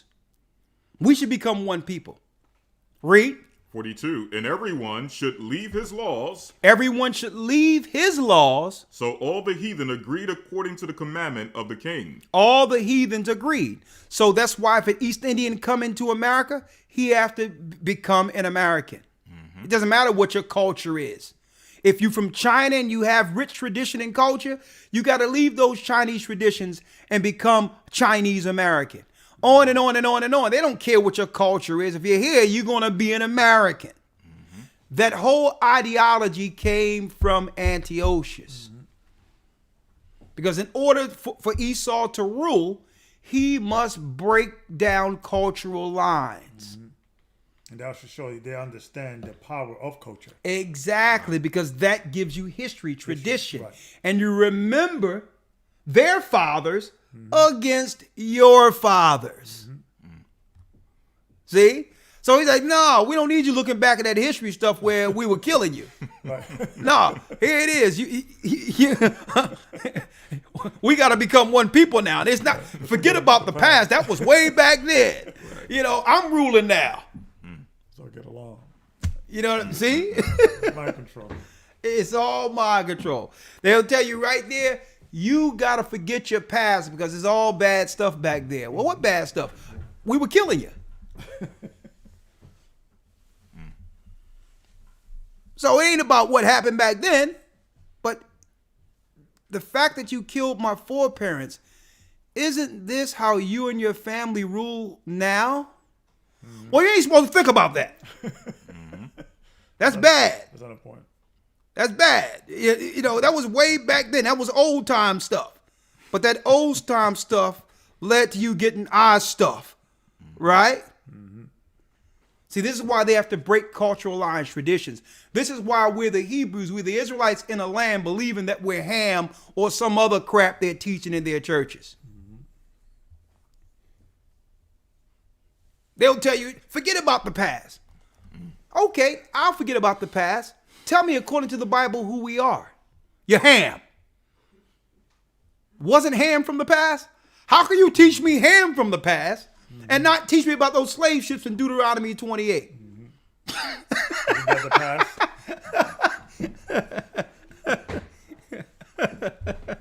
past? Boy, I'm telling you, I'll tell you the truth, boy. I see some of these Christian apologists and others trying to stop this wave of truth that Israelites are putting out there now, but it's just too much.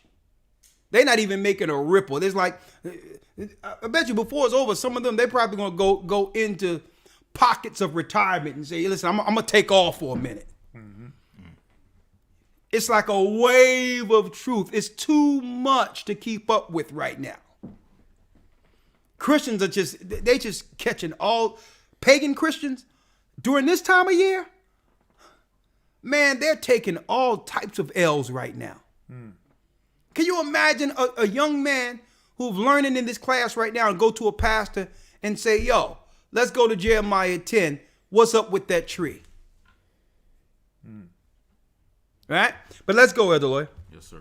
Verse number 42. Come on. Everyone should leave his laws. So all the heathen agreed to the commandment of the king. Yea, many also of the Israelites consented to his religion. So we got down like the heathens.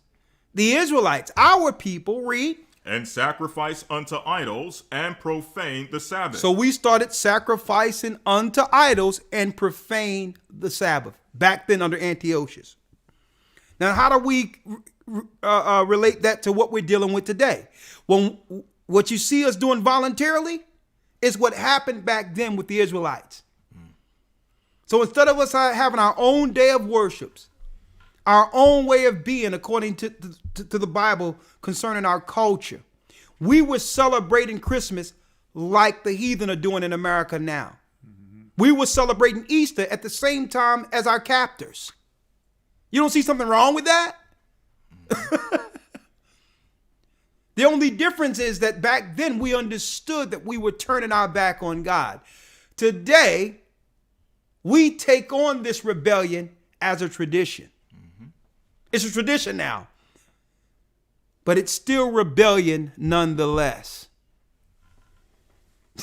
And this is why we're living in a time right now where everyone's saying, even people who once said, read your Bible every day, are telling you, don't read the Bible. Stay out of the Bible. I've heard our people, black people, Christians, scold their children by saying, their family members and their loved ones by saying, you're reading that Bible too much. Mm-hmm. You got to deal with the spirit. Yeah. No, they ain't giving them an alternative. Right, but they're not even giving them an alternative. They just saying, every time I look, you reading that Bible. Mm-hmm. Mm-hmm. You reading that Bible. And then they seem like, who's that on your computer with the rag on his head? What's that on his head? Mm-hmm. It's like, the Bible calls it a meat-tree. Have you read the Bible? It must be Muslim or something. I'm like, Lord have mercy on our people. Lord have mercy. If you're not following total ignorant Christianity, they're broken us down into so little simple terms to a degree where if we're not following their ignorance, you're Muslim. I mean, does anyone read the Bible anymore? Mm-hmm. So here it is back then. It was upon the Gentile nations to do what? To break the connection between the Hebrew Israelites and their God. And they went in and destroyed the temples. After destroying the temples, they say, now let's work on the people and do what? You got it. Make it where they're Grecians. That they lose the commandments given to them in the Bible. And now their laws are dictated by their oppressors. These are the laws you must follow now. You must follow the law of man. Follow me over your God. See? And that's what it means. Cursed is the man that trusteth man and maketh his strength their arm. That's what it means. Cursed be the man that trusts in man. A man that will lead you into heathenistic practices instead of the Almighty.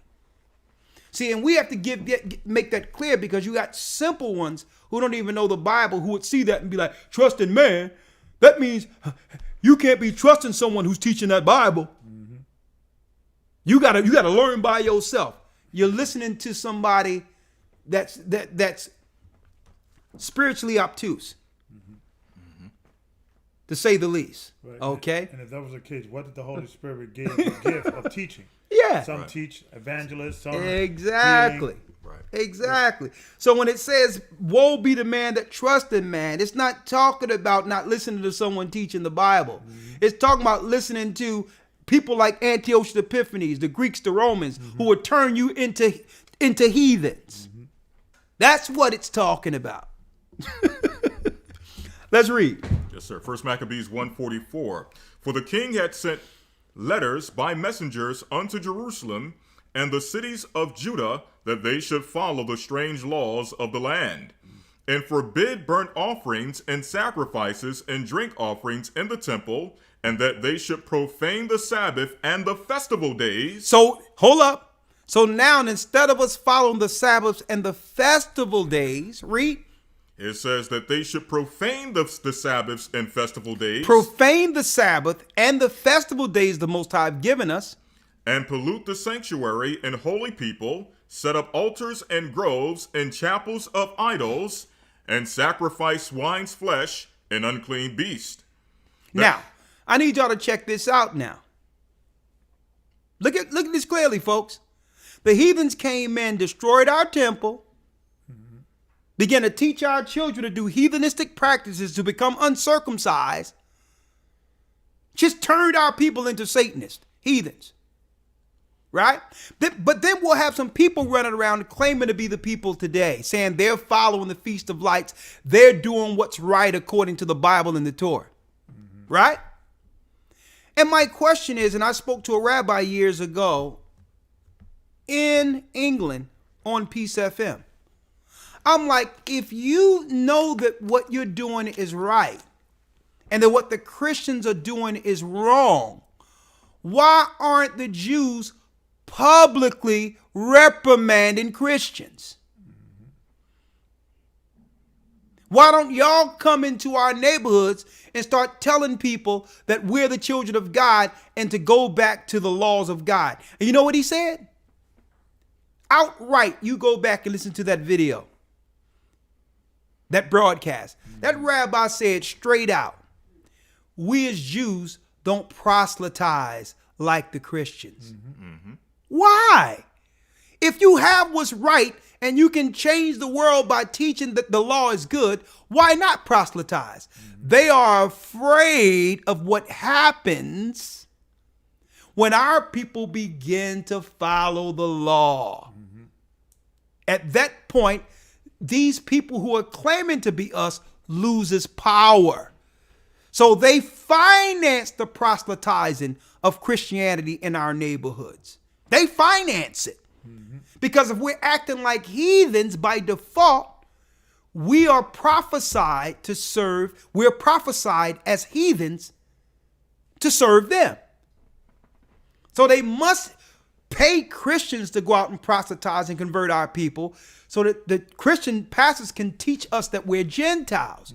If we're Gentiles and they're the Jews, that means, according to the narrative of the Bible, we were born and our children were born to be their servants.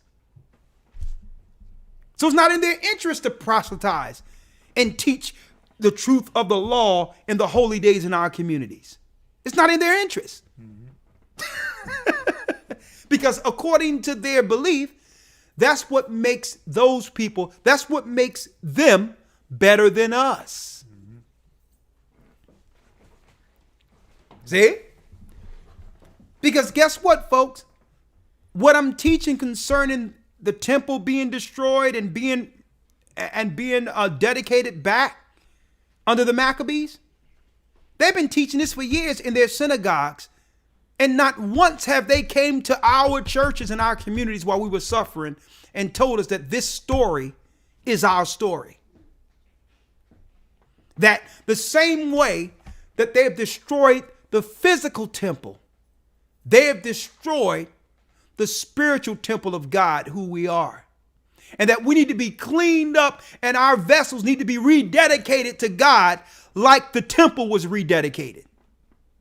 That we need to clean up our neighborhoods, clean up our surroundings, clean up our people, and all get on the same code we were on before they arrived. And I'm not talking about the white Romans arriving to America. I'm talking about Antiochus Epiphanes arriving back then and setting up a standard where they would go against our law and now do what? You got it. Finance the leaders to coax the whole society into paganism, into heathenistic practices against our God. See, and this is the significance of Christ, because now I can look at this holy day, the Feast of Dedication, and through the Spirit of Christ and the Almighty, we can bring it around full circle to how we can apply dedicating our temple today.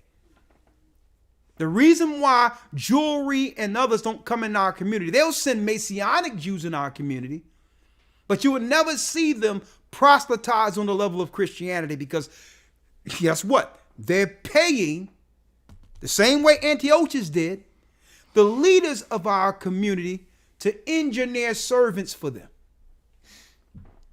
It's spiritual engineering of souls.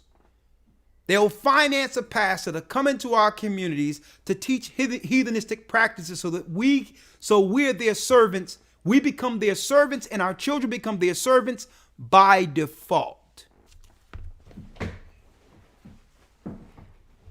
Let's go. Yes, sir. Verse number 49 or 48. But I'll tell you what, now that I'm saying something, I wouldn't be surprised if they do get a few tassels and start walking through like the Mormons now. Because guess what? They're catching L's too.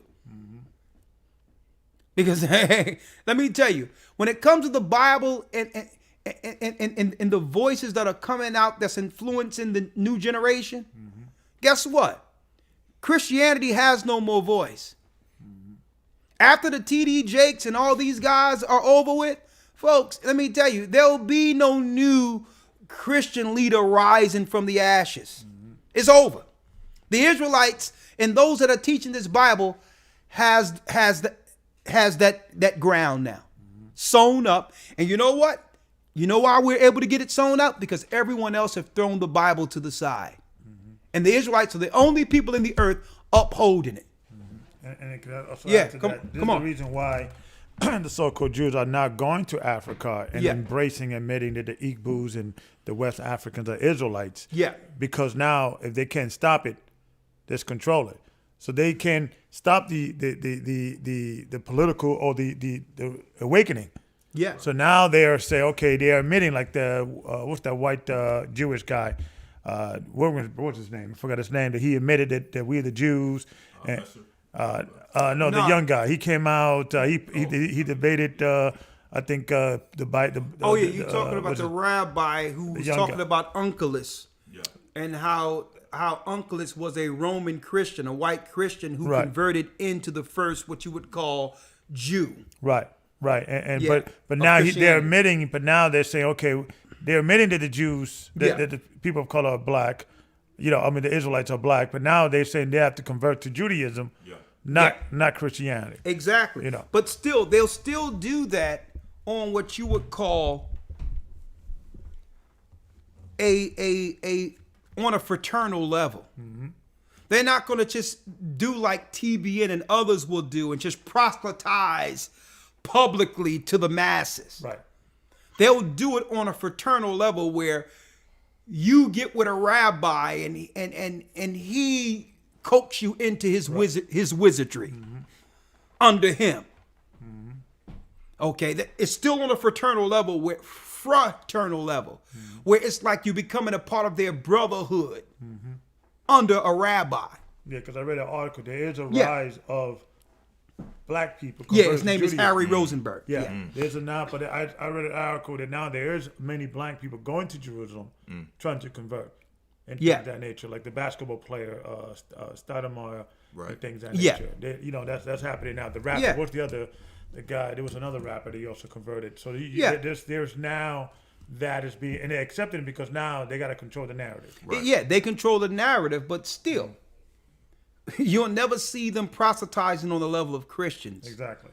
Because what Christians does, their conversion gives the Jewish powers servants by default. Mm-hmm. Because if you are saying you're a Gentile out there, then if you know the narrative of the Bible, Gentiles were born to serve Israelites. Mm-hmm. So when you out there teaching in the communities that our people are Gentiles, and it doesn't matter who we are, or we're Hamites, they're sitting back licking their chops because according to their Talmud, they can do all types of things to you being a Gentile and totally be absolved and be totally excused by their God for doing so. Now, let's go. Yes, sir. Verse number 48. Yeah. That they should also leave their children uncircumcised and make their souls abominable with all manner of uncleanness and profanation, to the end they might forget the law. So Antiochus' plan was that our people would forget the laws contained in the Torah.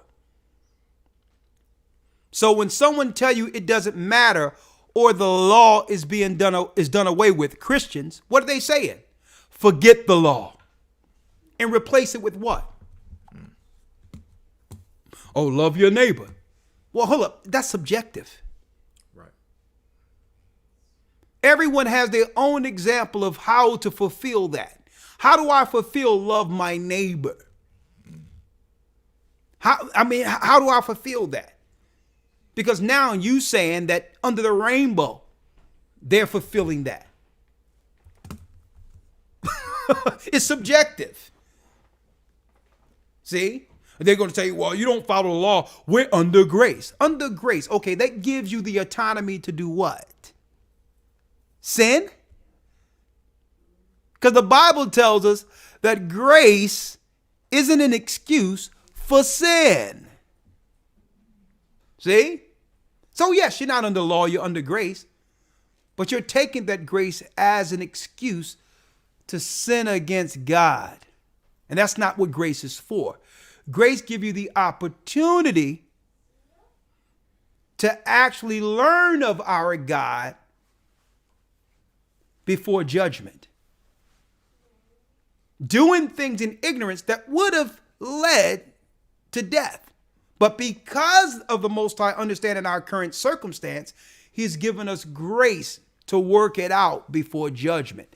That doesn't mean you can sin on purpose. Mm-hmm. See? Let's read it. Yes, sir. 1 Maccabees 1:49, to the end that they might forget the law and change all the ordinances. Come on. And whosoever would not do according to the commandment of the king, he said he should die. He should die. See? So that was straight execution. Mm-hmm. If you, Antiochus, either you separate from your God and denounce the total law of Moses or die. Folks, that's the same ideology that's perpetrated in this earth till this day. where they're looking to execute people or demonize people who would uphold their own law and traditions over Esau's. They'll demonize you and claim that you're a cult or you're a terrorist or this and all this other crap. When really, it's what? When we come back to understand that we're the children of Israel, folks, it pulls at their power. That's what's going on. Because they gained power through our forefathers sinning. See? So Antiochus say, we're not going to deal with all that, because as long as y'all following the law, not only do I have to fight against you, I got to fight against that God of yours. And my God, and Antiochus' God was straight Satan. He says, listen, I can't fight against these people who serve in that God. So I will reward their leaders to teach the children to profane the Sabbaths.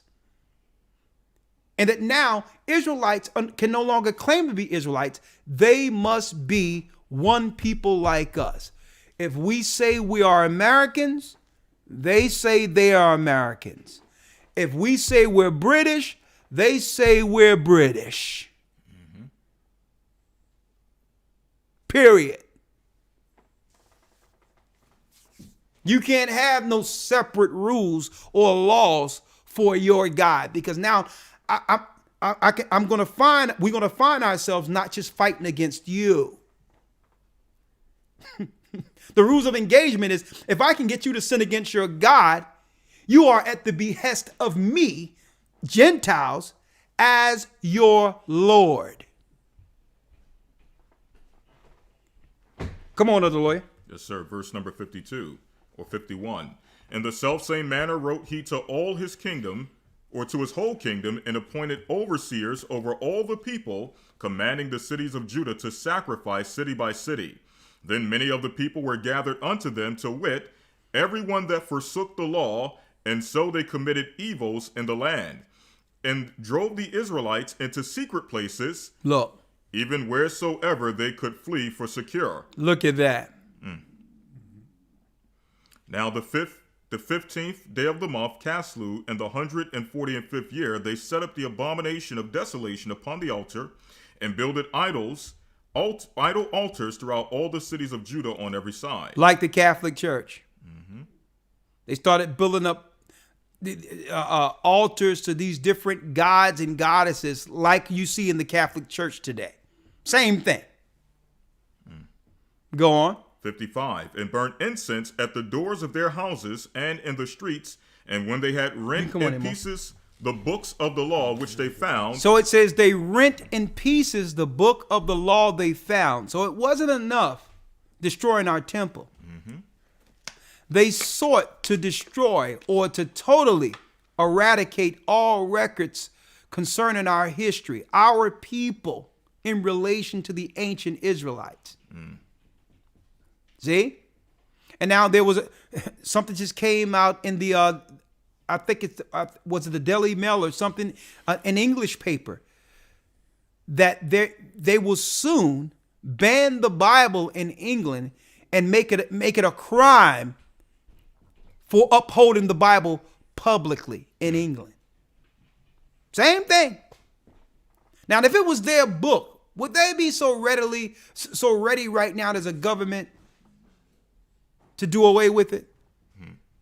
Think about it.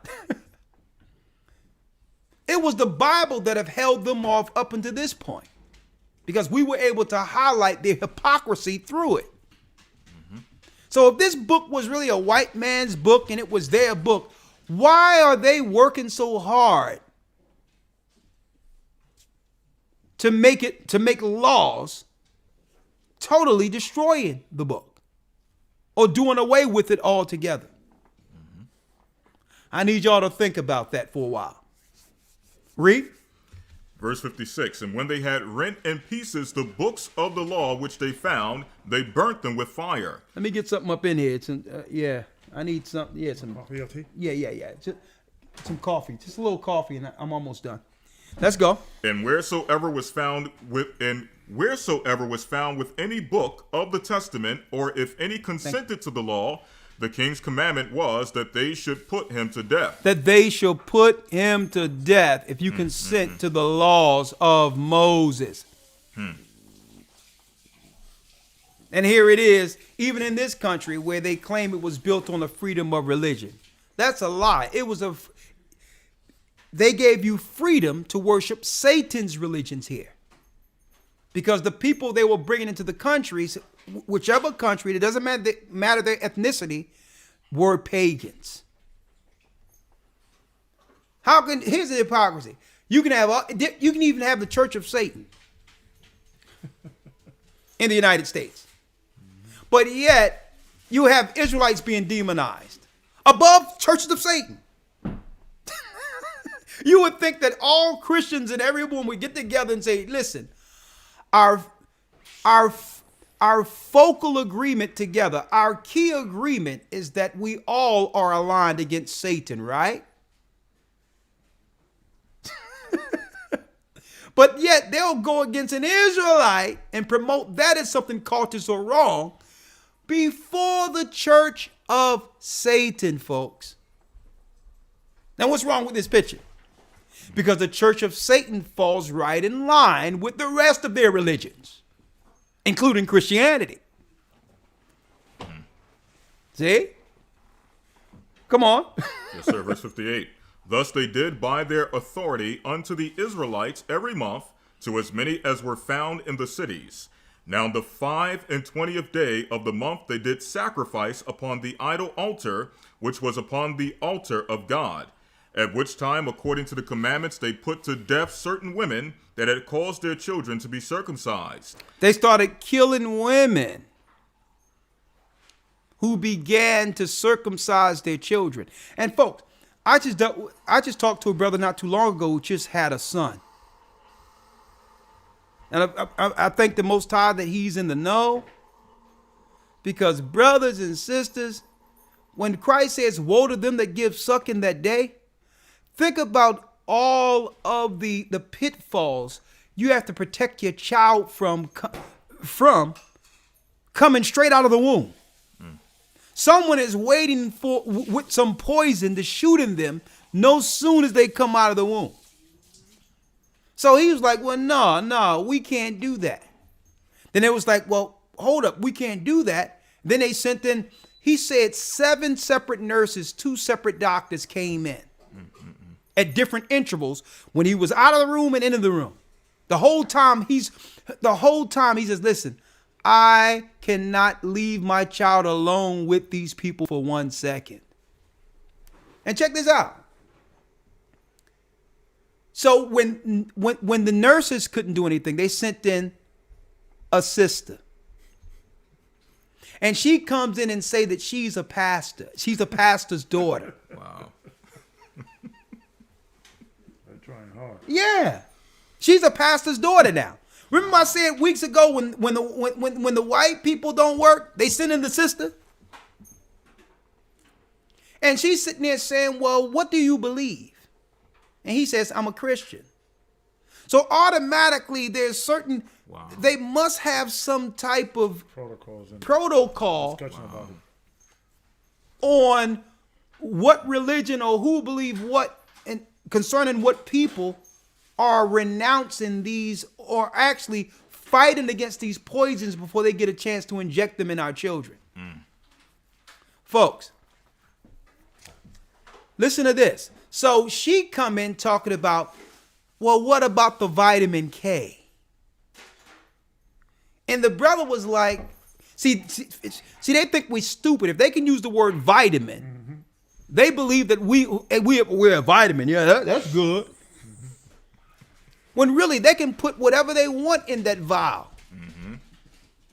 Folks, listen to this, folks. He said, well, I did the research on that, and here's all the side effects that can happen to the child. And I just want to do a little bit more research. And really, probably around, so they threaten him that, thank you. They threaten him that, well, if if you don't take the vitamin K, then we can't circumcise your child. Now think about that, Elder Lawya. In lieu of what we're breaking down in the scriptures right now, where Antiochus Epiphanes wanted to keep the man-child uncircumcised. They say, if you don't do this, we won't circumcise your child. Well, he says, well, listen, it's okay. He says, because what I found out when it comes to, it says, that vitamin K allow the baby to blood clot. So if we do the circumcise, he won't bleed. He won't bleed that much. He'll clot. He's like, well, doesn't that happen naturally in the 8th day? He says, doesn't it happen naturally where the blood clot will happen naturally on the 8th day? He said that, and guess what? The doctors had to come in and say, well, yes. In the 8th day, the male child builds up enough of its own immunity to clot.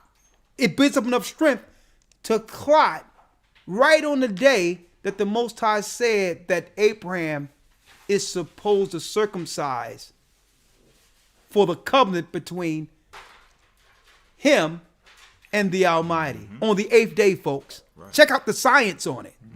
So he says, well, listen, if it'll happen in the 8th day, we don't need the vitamin K for blood clotting. I'll come back on the 8th day.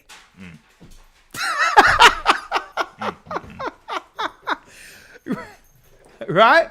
Right. But think about this, folks. The world we must now raise our children in. We have to protect them from poisons out of the womb.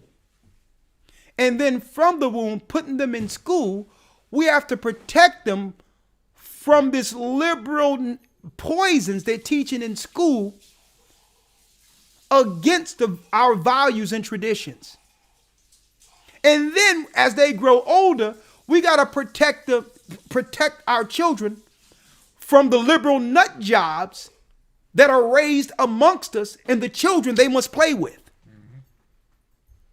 And then when they get older, we have to protect them from promiscuity and all types of evil, even in their teenage years. And it's deep that by the time they grow to wisdom in their 30s, when they get to 30 and 35 to begin to reflect on being a real man or a woman, by the time they get there, it's like they feel so dark based on all the wrong decisions. Our people almost feel useless going forward. It's when we get to 35 and forward, we start to realize, nah.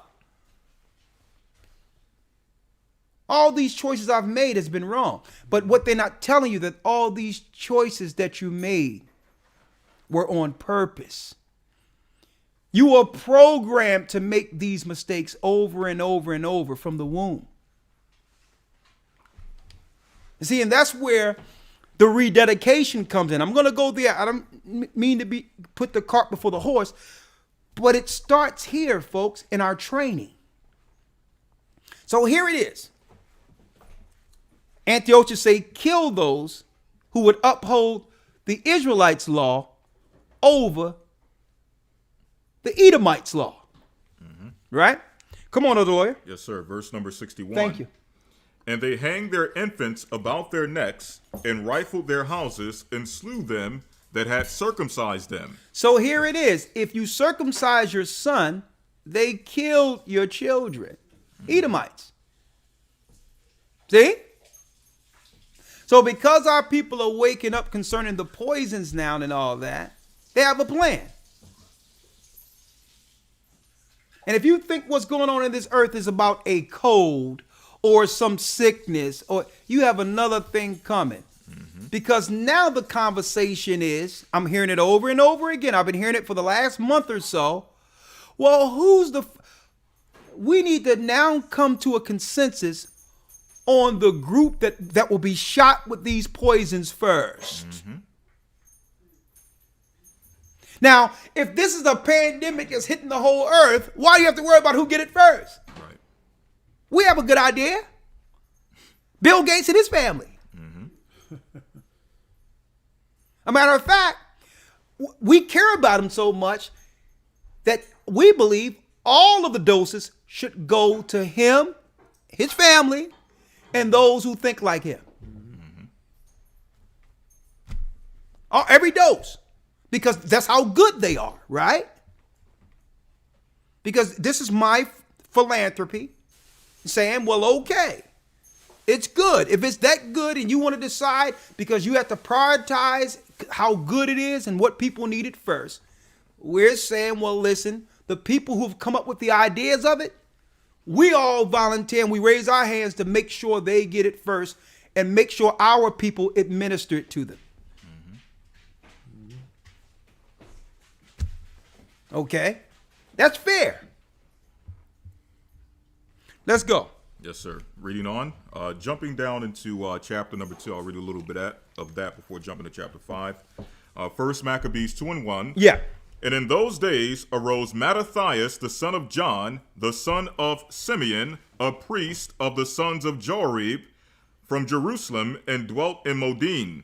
And he had 5 sons, Johanan, and Caddis, Simon, called Thasi, Judas, who was called Maccabeus. Judas of Maccabea. Now we're talking about the mid-2nd century now, where the Most High put the spirit on Judah, the black man,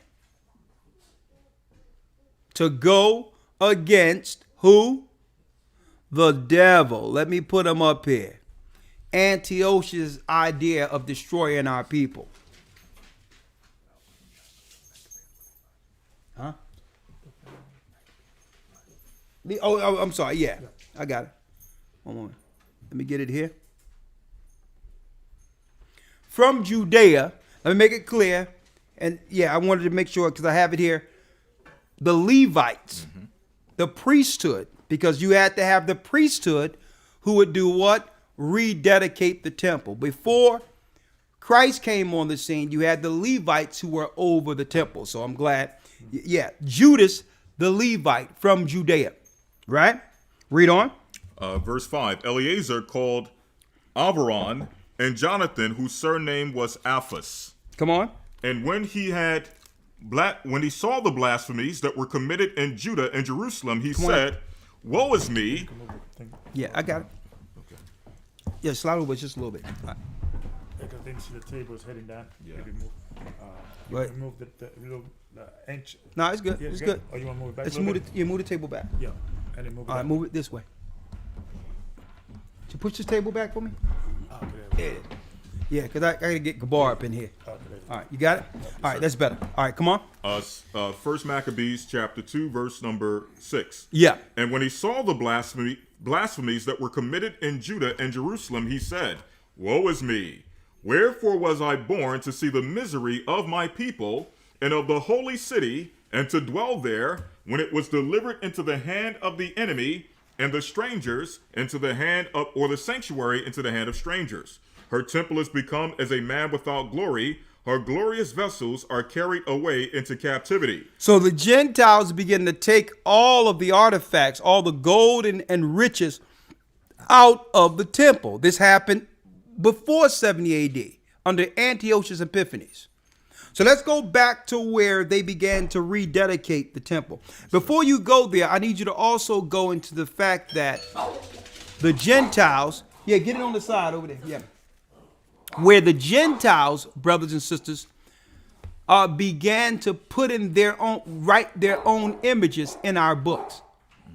So when they couldn't destroy the books, they sought to paint the pictures and put white images, put Gentile images in our record. Let's read that real quick, Elder Lawyer. Yes, sir. About the images. Yes, sir. First Maccabees chapter 3, verse number 48. First Maccabees 3 and 48, read. I'll start in verse 47, where it says, Then they fasted that day and put on sackcloth and cast ashes upon their heads and rent their clothes. Come on. And laid open the book of the law. They laid open the book of the law, which is the first 5 books of Moses. Wherein the heathen had sought to paint the likeness of their images. Where the heathen sought to paint the likeness of their images. So the Grecians did this before the Romans did. See? They would put up it, they sought to paint their images like we seen the Romans do with Cesare Here's Symbolism, the plan that the Romans did later to put up a new image, an Edomite image as Christ. There you go. Symbolism, the second son of Alexander VI, Pope of Rome, right there. An Edomite. So what we've seen in our modern times, upholding an Edomite as an Israelite began back then when they destroyed our temple under Antiochus Epiphanes. See that? So what happens is when the Maccabees come on the scene, the priests, they began to fight against this wickedness. It's the Edomites looking to replace us and to destroy the future legacy of the righteous Israelites. Okay?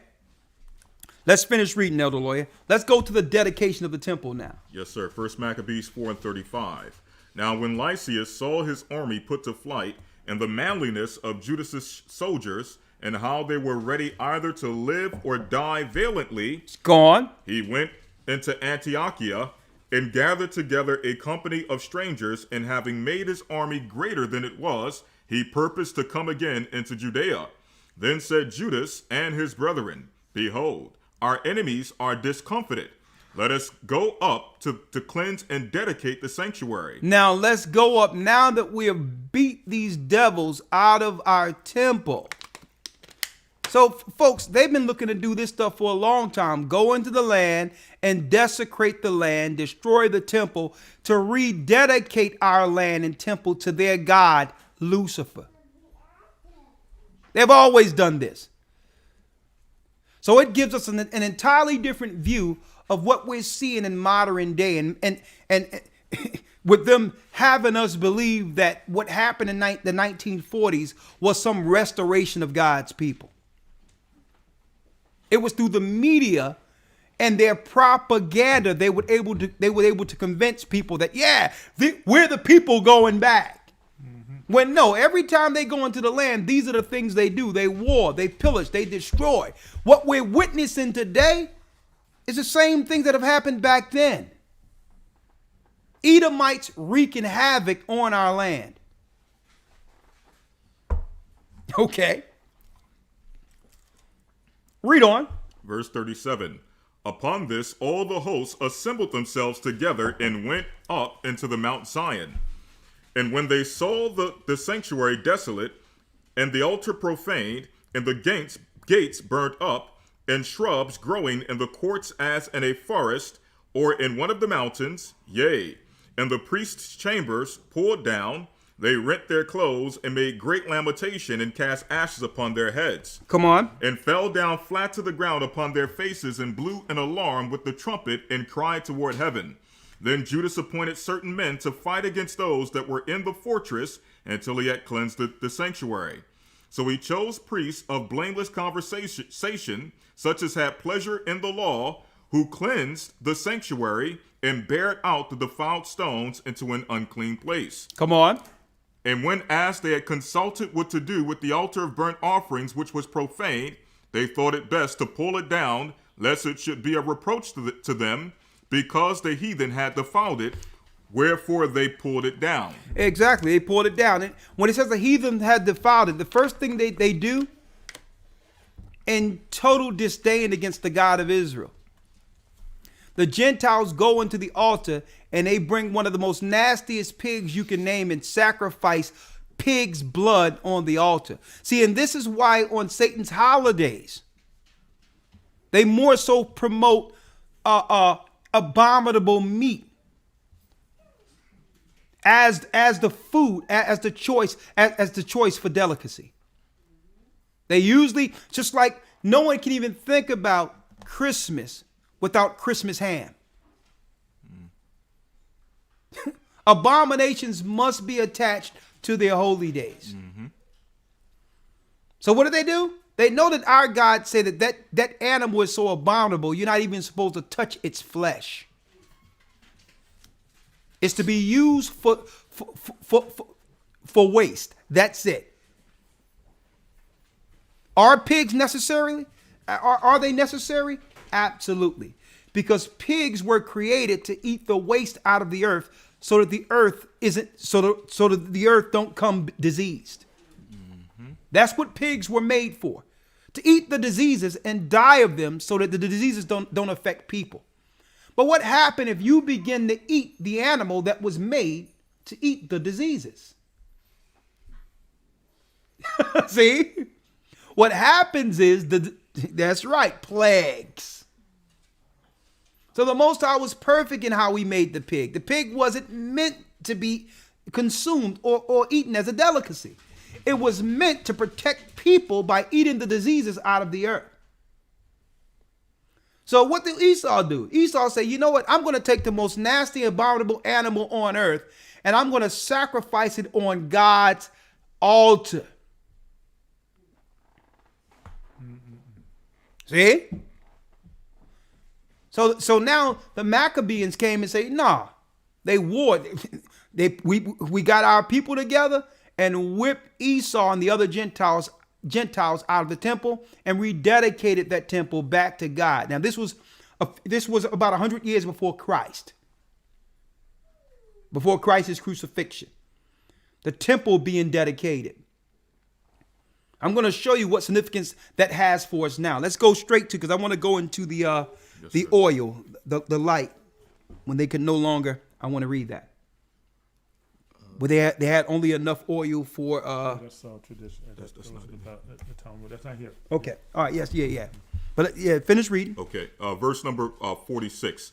And laid up stones in the mountain of the temple in the convenient place until there should come a prophet to show them what should be done with them. Yeah. Then they took the whole stones according to the law and built a new altar according to the former. And he made up the sanctuary and the things that were within the temple and hollowed the courts. Come on.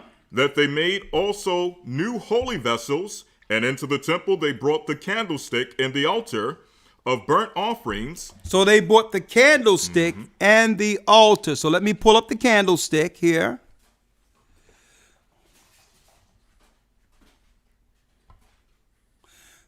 Okay, here's the candlestick, right? But of course, it didn't have that six-pointed star there. That six-pointed star is a star to Satan. But you usually see these candlesticks during this time of year when they claim the Jewish people are celebrating Hanukkah. Hanukkah is the Feast of Lights or the Feast of Dedications. We're reading it out of the Maccabees now. All right? Mm-hmm. Read. Verse 50. And upon the altar they burnt incense, and the lamps that were upon the candlesticks they lighted, that they might give light in the temple. Come on. Furthermore, they set the loaves upon the table and spread out the veils and finished all the work which they had begun to make. Now, on the 25th day of the 9th month, which is called Casliu, and that happened sundown tonight. Read. In the 148th year, they rose up betimes in the morning and offered sacrifice according to the law upon the new altar of burnt offerings which they had made. Look, at what time and what day the heathen had profaned it, even in that it was dedicated with songs and cisterns and harps and cymbals. Then all the people fell upon their faces, worshiping and praising the God of heaven. The God of heaven now. Who had given them success. And so, verse 56, and so they kept the dedication of the altar 8 days. 8 days, read. And offered burnt offerings with gladness and sacrifice the sacrifice of deliverance and praise. See, that's why, even though it's 7 nights and 8 days, this is why you see the menorah under modern day Judaism, in which on the time that they do it, which is the off Babylonian day, you'll see them light a candle up until what? The 8th day. Okay. This is why you have the menorah during the same time Christians are celebrating Christmas. Okay. Now, that light has a different significance now, and we're going to go there in a moment. Read. It's a few more verses, verse 57. Yeah. They decked also the forefront of the temple with crowns of gold and with shields, and the gates and the chambers they renewed and hanged doors upon them. Read. Thus was there very great gladness among the people, for that the reproach of the heathen was put away. The reproach of the heathen were put away. The reproach is to destroy the temple.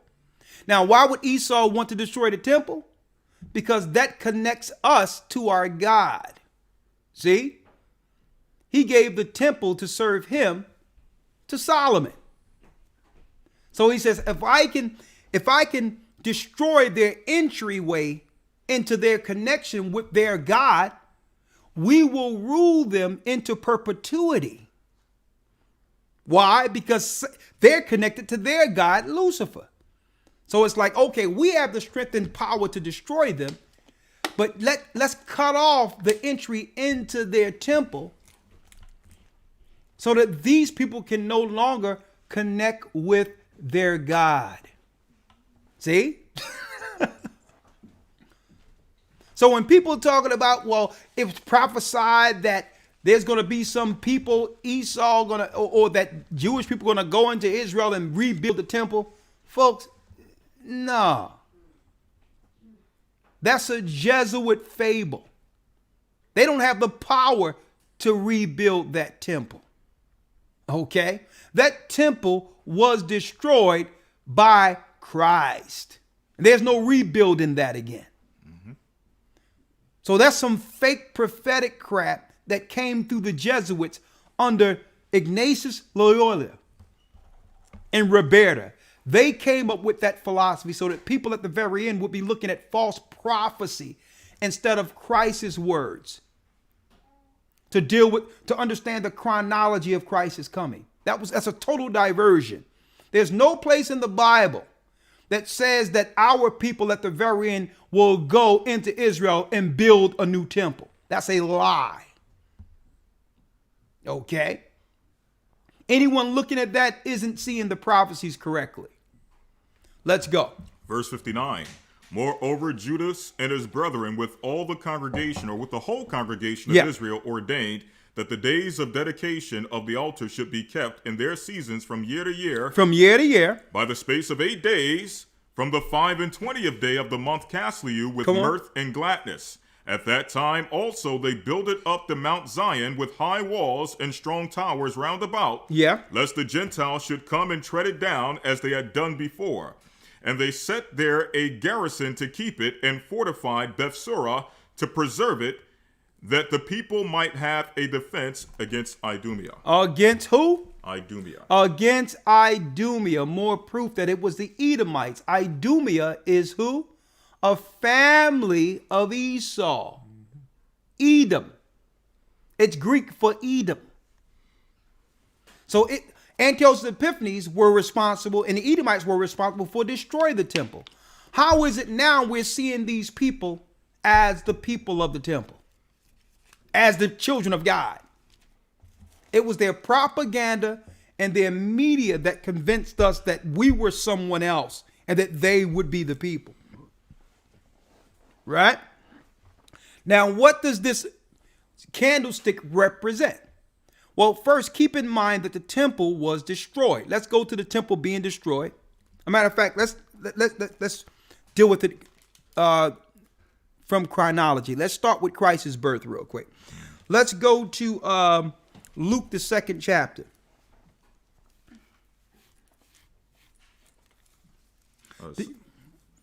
Luke 2 and 26. St. Luke chapter 2. Where it says a light. Mm-hmm.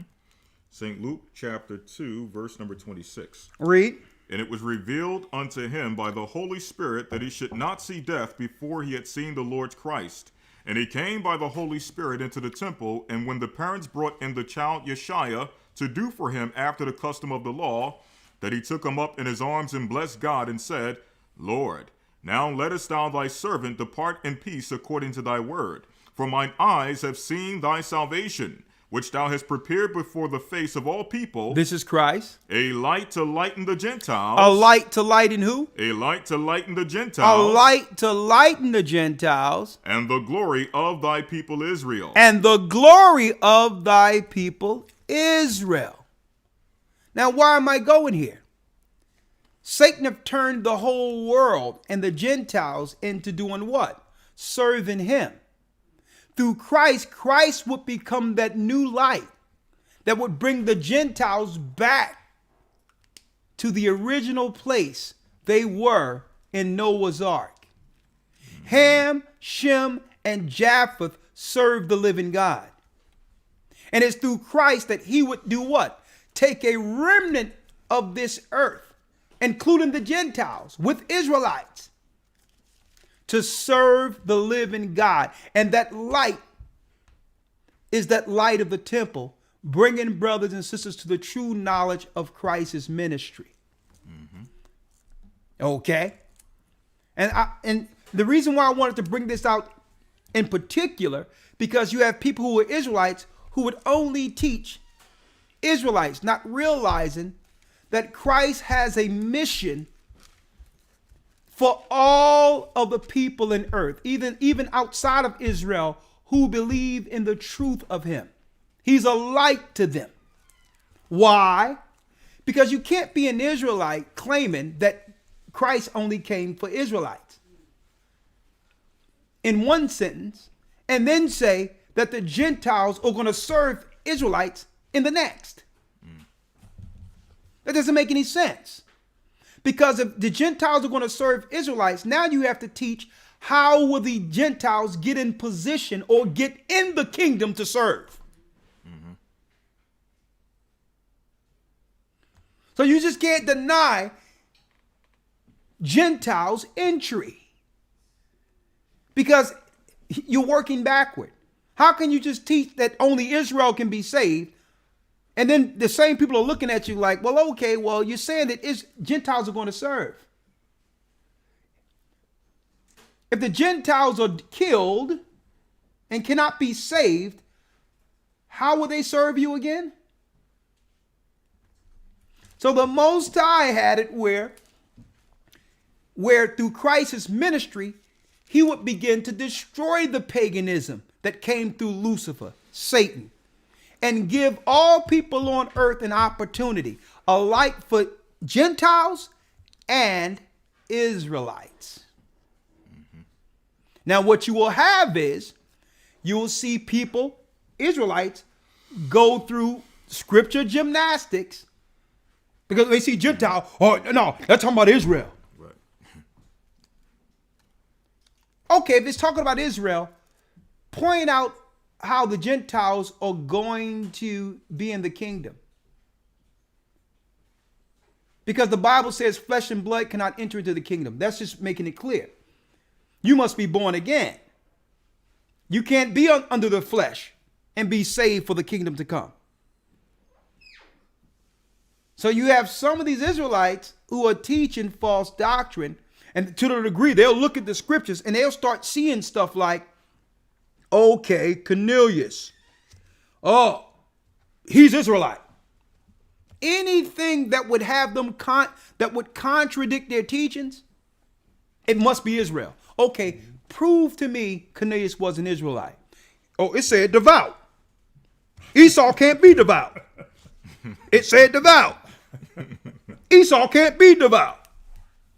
Now, show me in the Bible where Cornelius was an Israelite. They'll take you through scriptures for 30 minutes to divert you. But when you go to Cornelius, it says he was of the Italian band. And then they'll show you a picture of black Italians. See, black Italians right here. Prove to me Cornelius is on that, is a family out of that picture. And I can show you white Italians. See? But then they'll be like, no, Cornelius, he had to be an Israelite. No, because if he's an Israelite, if he's a Gentile, you're going to have to shut down and recalibrate and apologize and teach correctly. That's why you're denying it. Yeah. When you go to Acts, the 2nd chapter, it makes it clear that he was of another nation. Read that Acts 2:28. You have something there? No. It was Acts 10, but Acts 10 and 28. Yeah, 28. But when you look at the word the Italian band, yeah, historically, that is actually cavalry. That's actually a stationed cavalry in Italy. It wasn't mean that he was necessarily an Italian or necessarily, or because they bring out the Italians, people of color, whatever, we were all there, things of that nature. It was just saying he was part of that band. Exactly. That's it. And that band, when you go to the history, that was like the Secret Service for Caesar. Oh, they were like the Italian band. He was part of that unit. Okay, so he was a part of the top, what you would call like SEALs unit. Exactly. And the secret high units that they would have for Caesar, like Secret Service. Right, there was Secret Service. Yeah. Now, and I'm going here because you have people now who are looking into Cornelius as if you can find that he's an Israelite through the Bible. You can't find it. And I'm going to tell you this. I was there when they came up with that nonsense. Mm-hmm. I was there. Okay, before all these other groups coming out and sideways, and what they'll do is instead of going into the Bible and proving it, you'll hear them with ad hominem attacks. They won't talk about what we're saying. They'll be like, "Oh, you're talking about that guy? That guy who like white people?" See, right? That's an ad hominem attack to divert you. Mm-hmm. What I'm teaching has nothing to do with who someone would like, but they'll put it out there to shame, so that they can address the false doctrine. Okay? Like, I can teach of the wickedness of Antiochus Epiphanes, being a white man. But I can also teach of the light that came through Christ that will give white people an opportunity. See? I can just teach truth. It's not all absolute. I'm not going to teach all white people bad, all black people good. That's stupid. Now, let me prove to you Cornelius was of another nation. And guess what? I'm going to prove this by covering my mouth so that people cannot, I don't even have to edify this. I have to break it down. This is Acts the 10th chapter in the 28th verse, where Cornelius came in the house to speak to a black man by the name of Peter. An angel came to Cornelius and said, "Guess what? Your prayers have come up to the Father. I need you to go meet Peter." Because why? Peter was the man in whom Christ would build his church. So whatever Peter accepts, the church or those Israelites in Christ would have to accept. See how I just did that? That's clear. I don't have to do, gymnastics. I'm going to cover my mouth while Elder Lawya read the scriptures concerning Cornelius so I don't have to do no gymnastics. Mm-hmm. Because what these Israelites will do, because they are articulate and they have a precept breakdown, and I was there when the breakdown came. Mm-hmm. So y'all see, you knew people around who's trying to come to me with the breakdowns to try to prove that Cornelius was an Israelite. Folks, let me tell you, you got the wrong person here. Okay? You got the wrong person. Okay? Go back to your teachers with that. I was there at the same class they were learning it. And I'm going to tell you why, folks, they went into it. On the corner, a white guy came up at a teaching and said, "You're talking about white people, this, that, and the other. What about Cornelius?" And you know what? No one there, no matter how priest, no one could answer that question. The same time they were cursing out white people, they couldn't answer it. Cornelius was cramping their style because that was the white man's joker every time they came out to go against white people. What about Cornelius? What about Cornelius? I was there and they couldn't answer that question, folks. It was cramping their style. There was a council that was called. And I'm a general. We all went up to New York, folks, and they say we got a new breakdown. We found that there were Israelites in Italy, and here's a picture of black Israelites in Italy, and Cornelius was from one of them. And from that point, they began to teach Cornelius was an Israelite. I was there. And this was before there was any, it was just the Israeli church, the Israeli school of UPK. Mm-hmm. This happened before it was the Israeli church of UPK. Mm-hmm. Okay? So the reason why I'm saying this here is so that y'all don't come to me as if you new guys who are learning from these other guys thinking that they can use you as proxy to try to teach me about some nonsense that doesn't exist. Okay? I was there when the whole thing was created. And I'm looking at it and I'm like, well, okay. And I'm listening to it. I'm like, okay, so we have to show the Russian icons to prove that Cornelius was an Israelite. In my mind. Mm-hmm. Now, at this time, I'm reading the New Testament, the Acts, and all that.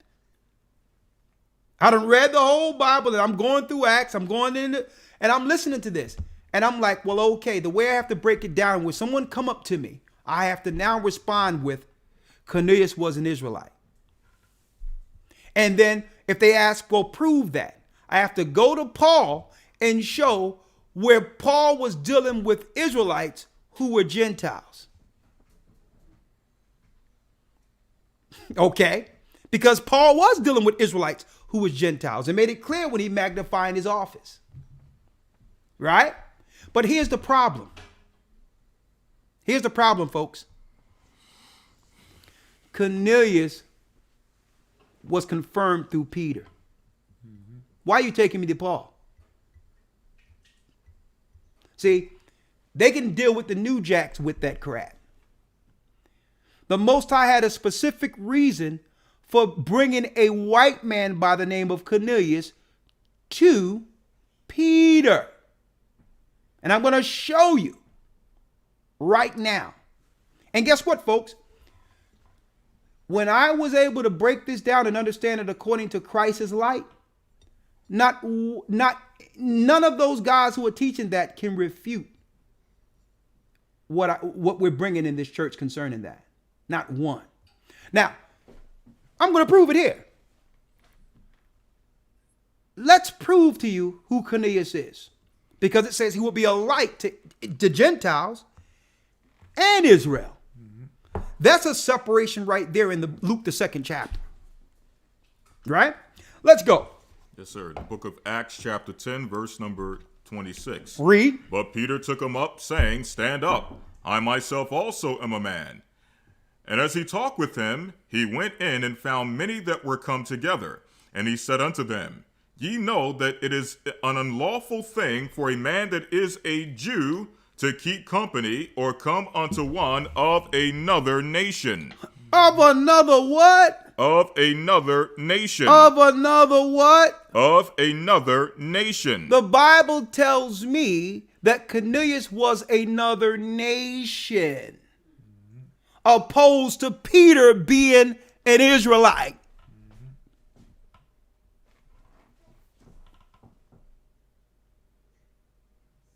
And so if I ask you, who is Cornelius? The correct biblical response would be another nation.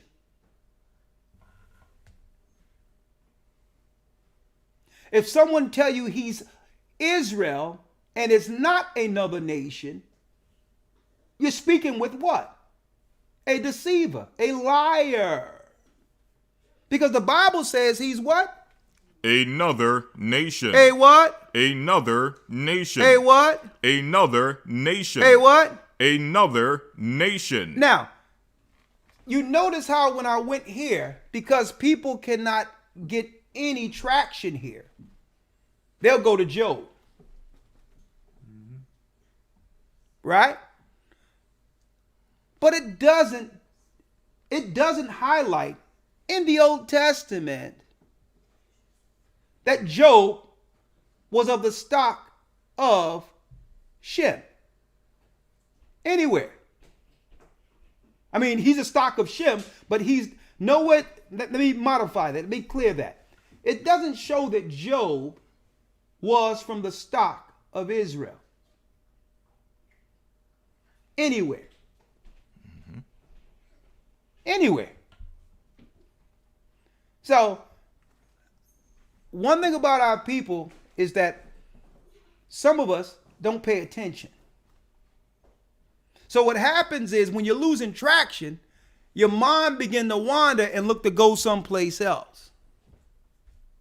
Let's stick with Cornelius right now. Let's stick with Cornelius because to make it clear, you have to realize Job was only a few generations from our father Jacob and Esau. And it would be nothing for an Edomite at that time, being from the seed of Isaac and Abraham. It wouldn't be nothing for Esau and one of his sons being an outliner to follow the God of his father. So you're looking at that as something, far-fetched. You know Esau was from Isaac, right?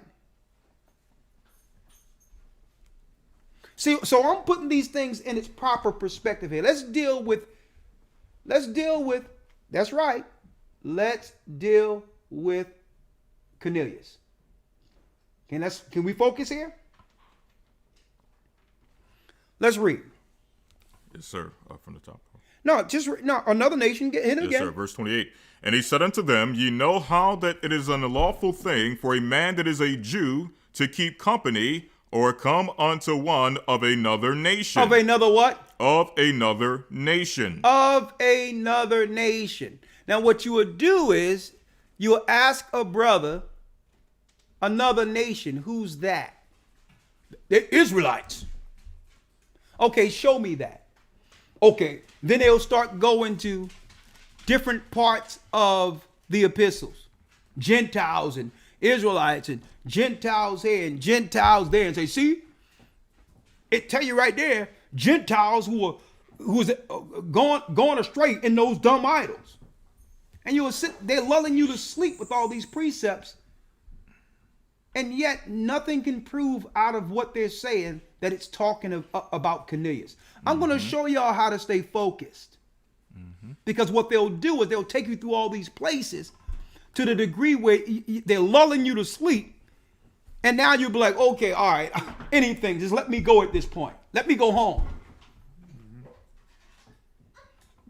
None of these Israelites, I don't care how articulate they are, can prove that Cornelius is an Israelite. It's nonsense. If anything, they're highlighting something else. How they will uphold a breakdown over the true doctrine of Christ. I was there when the breakdown was delivered. And I had enough sense to look at it and say, you know what? I'm not touching that. Okay? I can still teach what I need to teach my people, but I'm not going to go up there when some white guy come and ask me what about Cornelius, and I show him some black guy in a Roman icon. That's not Cornelius. It ain't going to happen. It's not going to happen. So I'm like, no, that was just good enough to keep the people in the church who was wavering, being that nobody in the school could answer that question. Now, if I could mention real quick before we move forward, and just to highlight that point, we're not denying, and as you've mentioned, we don't deny that history, the fact that there were blacks in the Roman Empire, serving in the Roman army. We don't deny that, okay? But again, the question is, how does that relate to Cornelius? Yeah. Okay? That's the question. Exactly, Lawya. So if their answer to prove that Cornelius was an Israelite, if their answer is by saying that blacks were in the Italian army, it isn't good enough. Nah, you got to show me in the Bible Because then anything is subjective. I can bring any doctrine now and use an icon to confirm it, a picture to confirm it. No. So this is how you teach about Cornelius to stay on Cornelius. We're going to focus now. Let's read that of another nation again, Elder Lawyer. Acts 10:28. And he said unto them, Ye know how that it is an unlawful thing for a man that is a Jew to keep company or come unto one of another nation. Of another nation. But God hath showed me that I should not call any man common or unclean. But God hath showed me that I cannot call any man common or unclean. So there must be a way to cleanse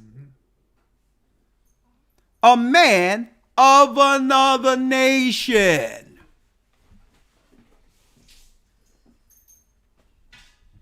Right? Baptism. So now that explains how the other nations will get in the kingdom to serve under Christ. You got it? So now I can't be just cursing out a white man just because how he look, or another nation, because that's not my duty. It's my duty as a minister to be that light to who?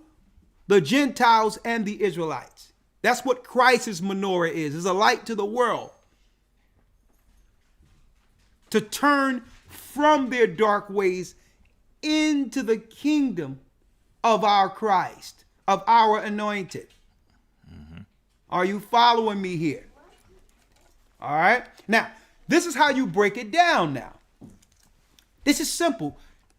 I don't have to go through precepts for the next 30 minutes proving nothing. That's what they do.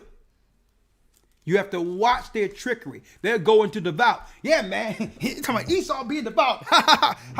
Man, they off. You get caught up in all that, and no scriptures are coming out. Hey, off, man. And they start going into all that. How can Esau be devout? And then they'll go, Esau have I hated. They'll go all there. Right? Check this out. Here's simple. Simple, Cornelius. Go to, you got it, Acts 15 and 14. And Amos 9. And about 10. 2 precepts, folks. Let's read it. Acts 15, verse 14. And I'll start at verse 13.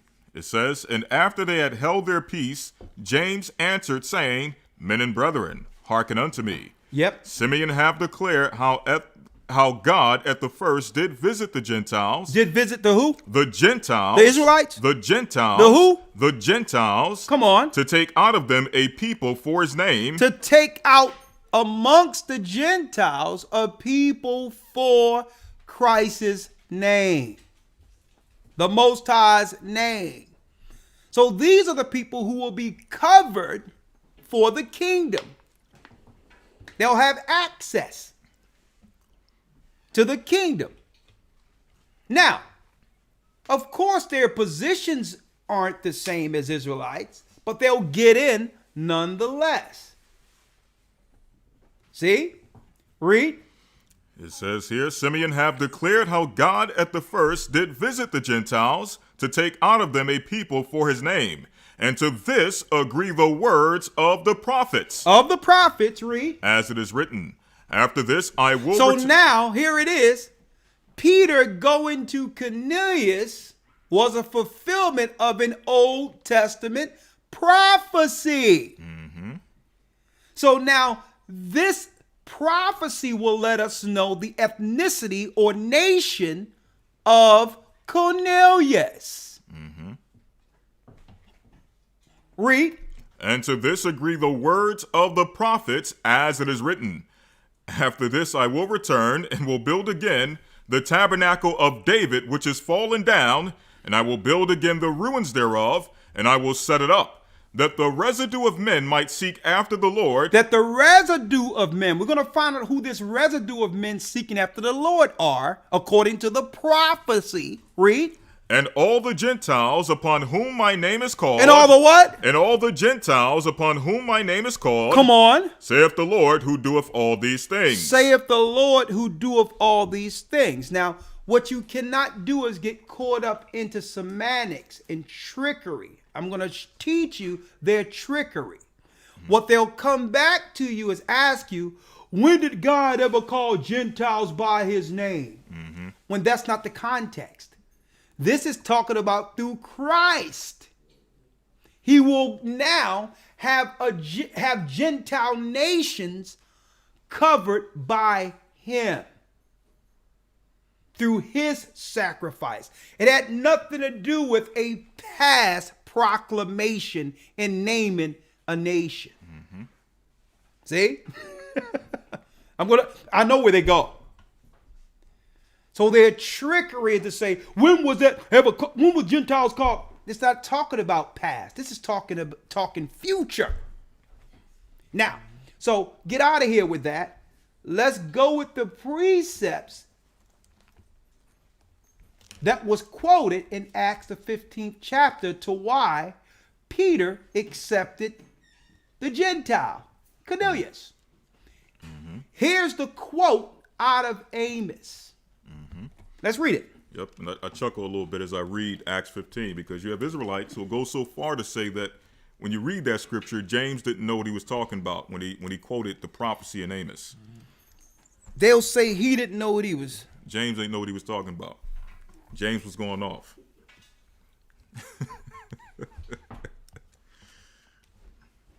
They'll just switch the whole narrative based on the fact that here's an argument. One moment. Okay, it's back. Okay, good. All right. Okay, it's back. It's fine. Now, let's get the prophecy now. Read it. The book of Amos chapter 9, verse number 11. Read. In that day will I raise up the tabernacle of David that is fallen, and close up the breaches thereof. And close up the breaches thereof. And I will raise up his ruins, and will build it as in the days of old. As in the days of old. That they may possess the remnant of Edom. That Israelites can possess who? The remnant of Edom. The remnant of who? The remnant of Edom. Now, this was the quote being read in Acts 15 concerning the interaction between Peter and Cornelius. The remnant of what? The remnant of Edom. The remnant of Edom. And of all the heathen which are called by my name. Hold up. I'm getting some buffer in there. One moment.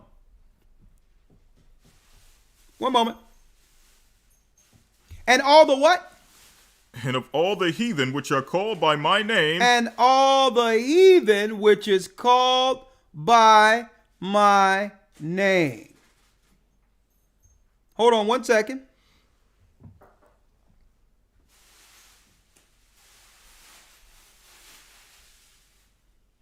One moment.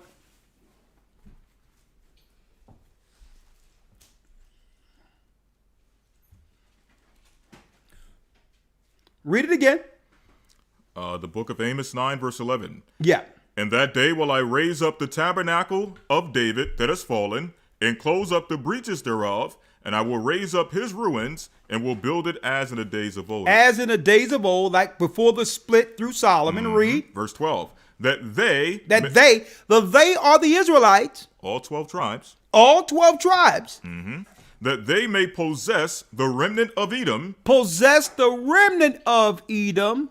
And of all the heathen which are called by my name. And all of the heathen which is called by my name. So the Most High already showed the 12 tribes together back as David. As a totally separate nation than Edom and the other Gentiles who have now accepted Christ. So Peter fulfilled that prophecy by extending himself to Cornelius to open the way for the Edomites and all the Gentiles who would serve in the kingdom. The true good news, the true light of Christ. I can't talk about the menorah strictly for some Jews or for just Israelites when Christ was and is the light for the world. Yeah. Yeah, come on. Isaiah 56 and 6. I was just going Okay, all right, let him go. Come on. 56 and 6. Also the son of the strangers that join himself into the Lord to serve him and to love the name of the Lord, to be his servants. Everyone that takes the Sabbath from polluting it and keeps hold on my covenant, even then will I bring into my holy mountain and make them a joyful in my house of prayer. Their burnt offerings and their sacrifice shall be accepted upon my altar. And for my house shall be called the house of prayer for all nations, for all people, For all people. And the Lord which gather the outcasts of Israel says, yet will I gather others to him. So the outcasts of Israel are those that were scattered or separated. So after he bring the breach together, like it says in Amos, read. To him besides those that are gathered unto me. And then read it again. And the Lord which gathered the outcasts of Israel says, yet will I gather others to him. Thank you. Besides those that are gathered unto me. Right. And you know, I'm glad you're making that point, because this is what they'll do. Teaching the unlearned, people who don't know the true narrative or doctrine of the Bible.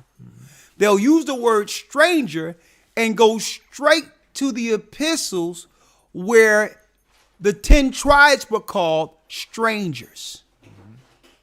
See? Or the strangers abroad in the book of Peter, in the book of James. And they'll say those strangers are Israelites. See? You can't go there. You cannot go there. Get something. One moment.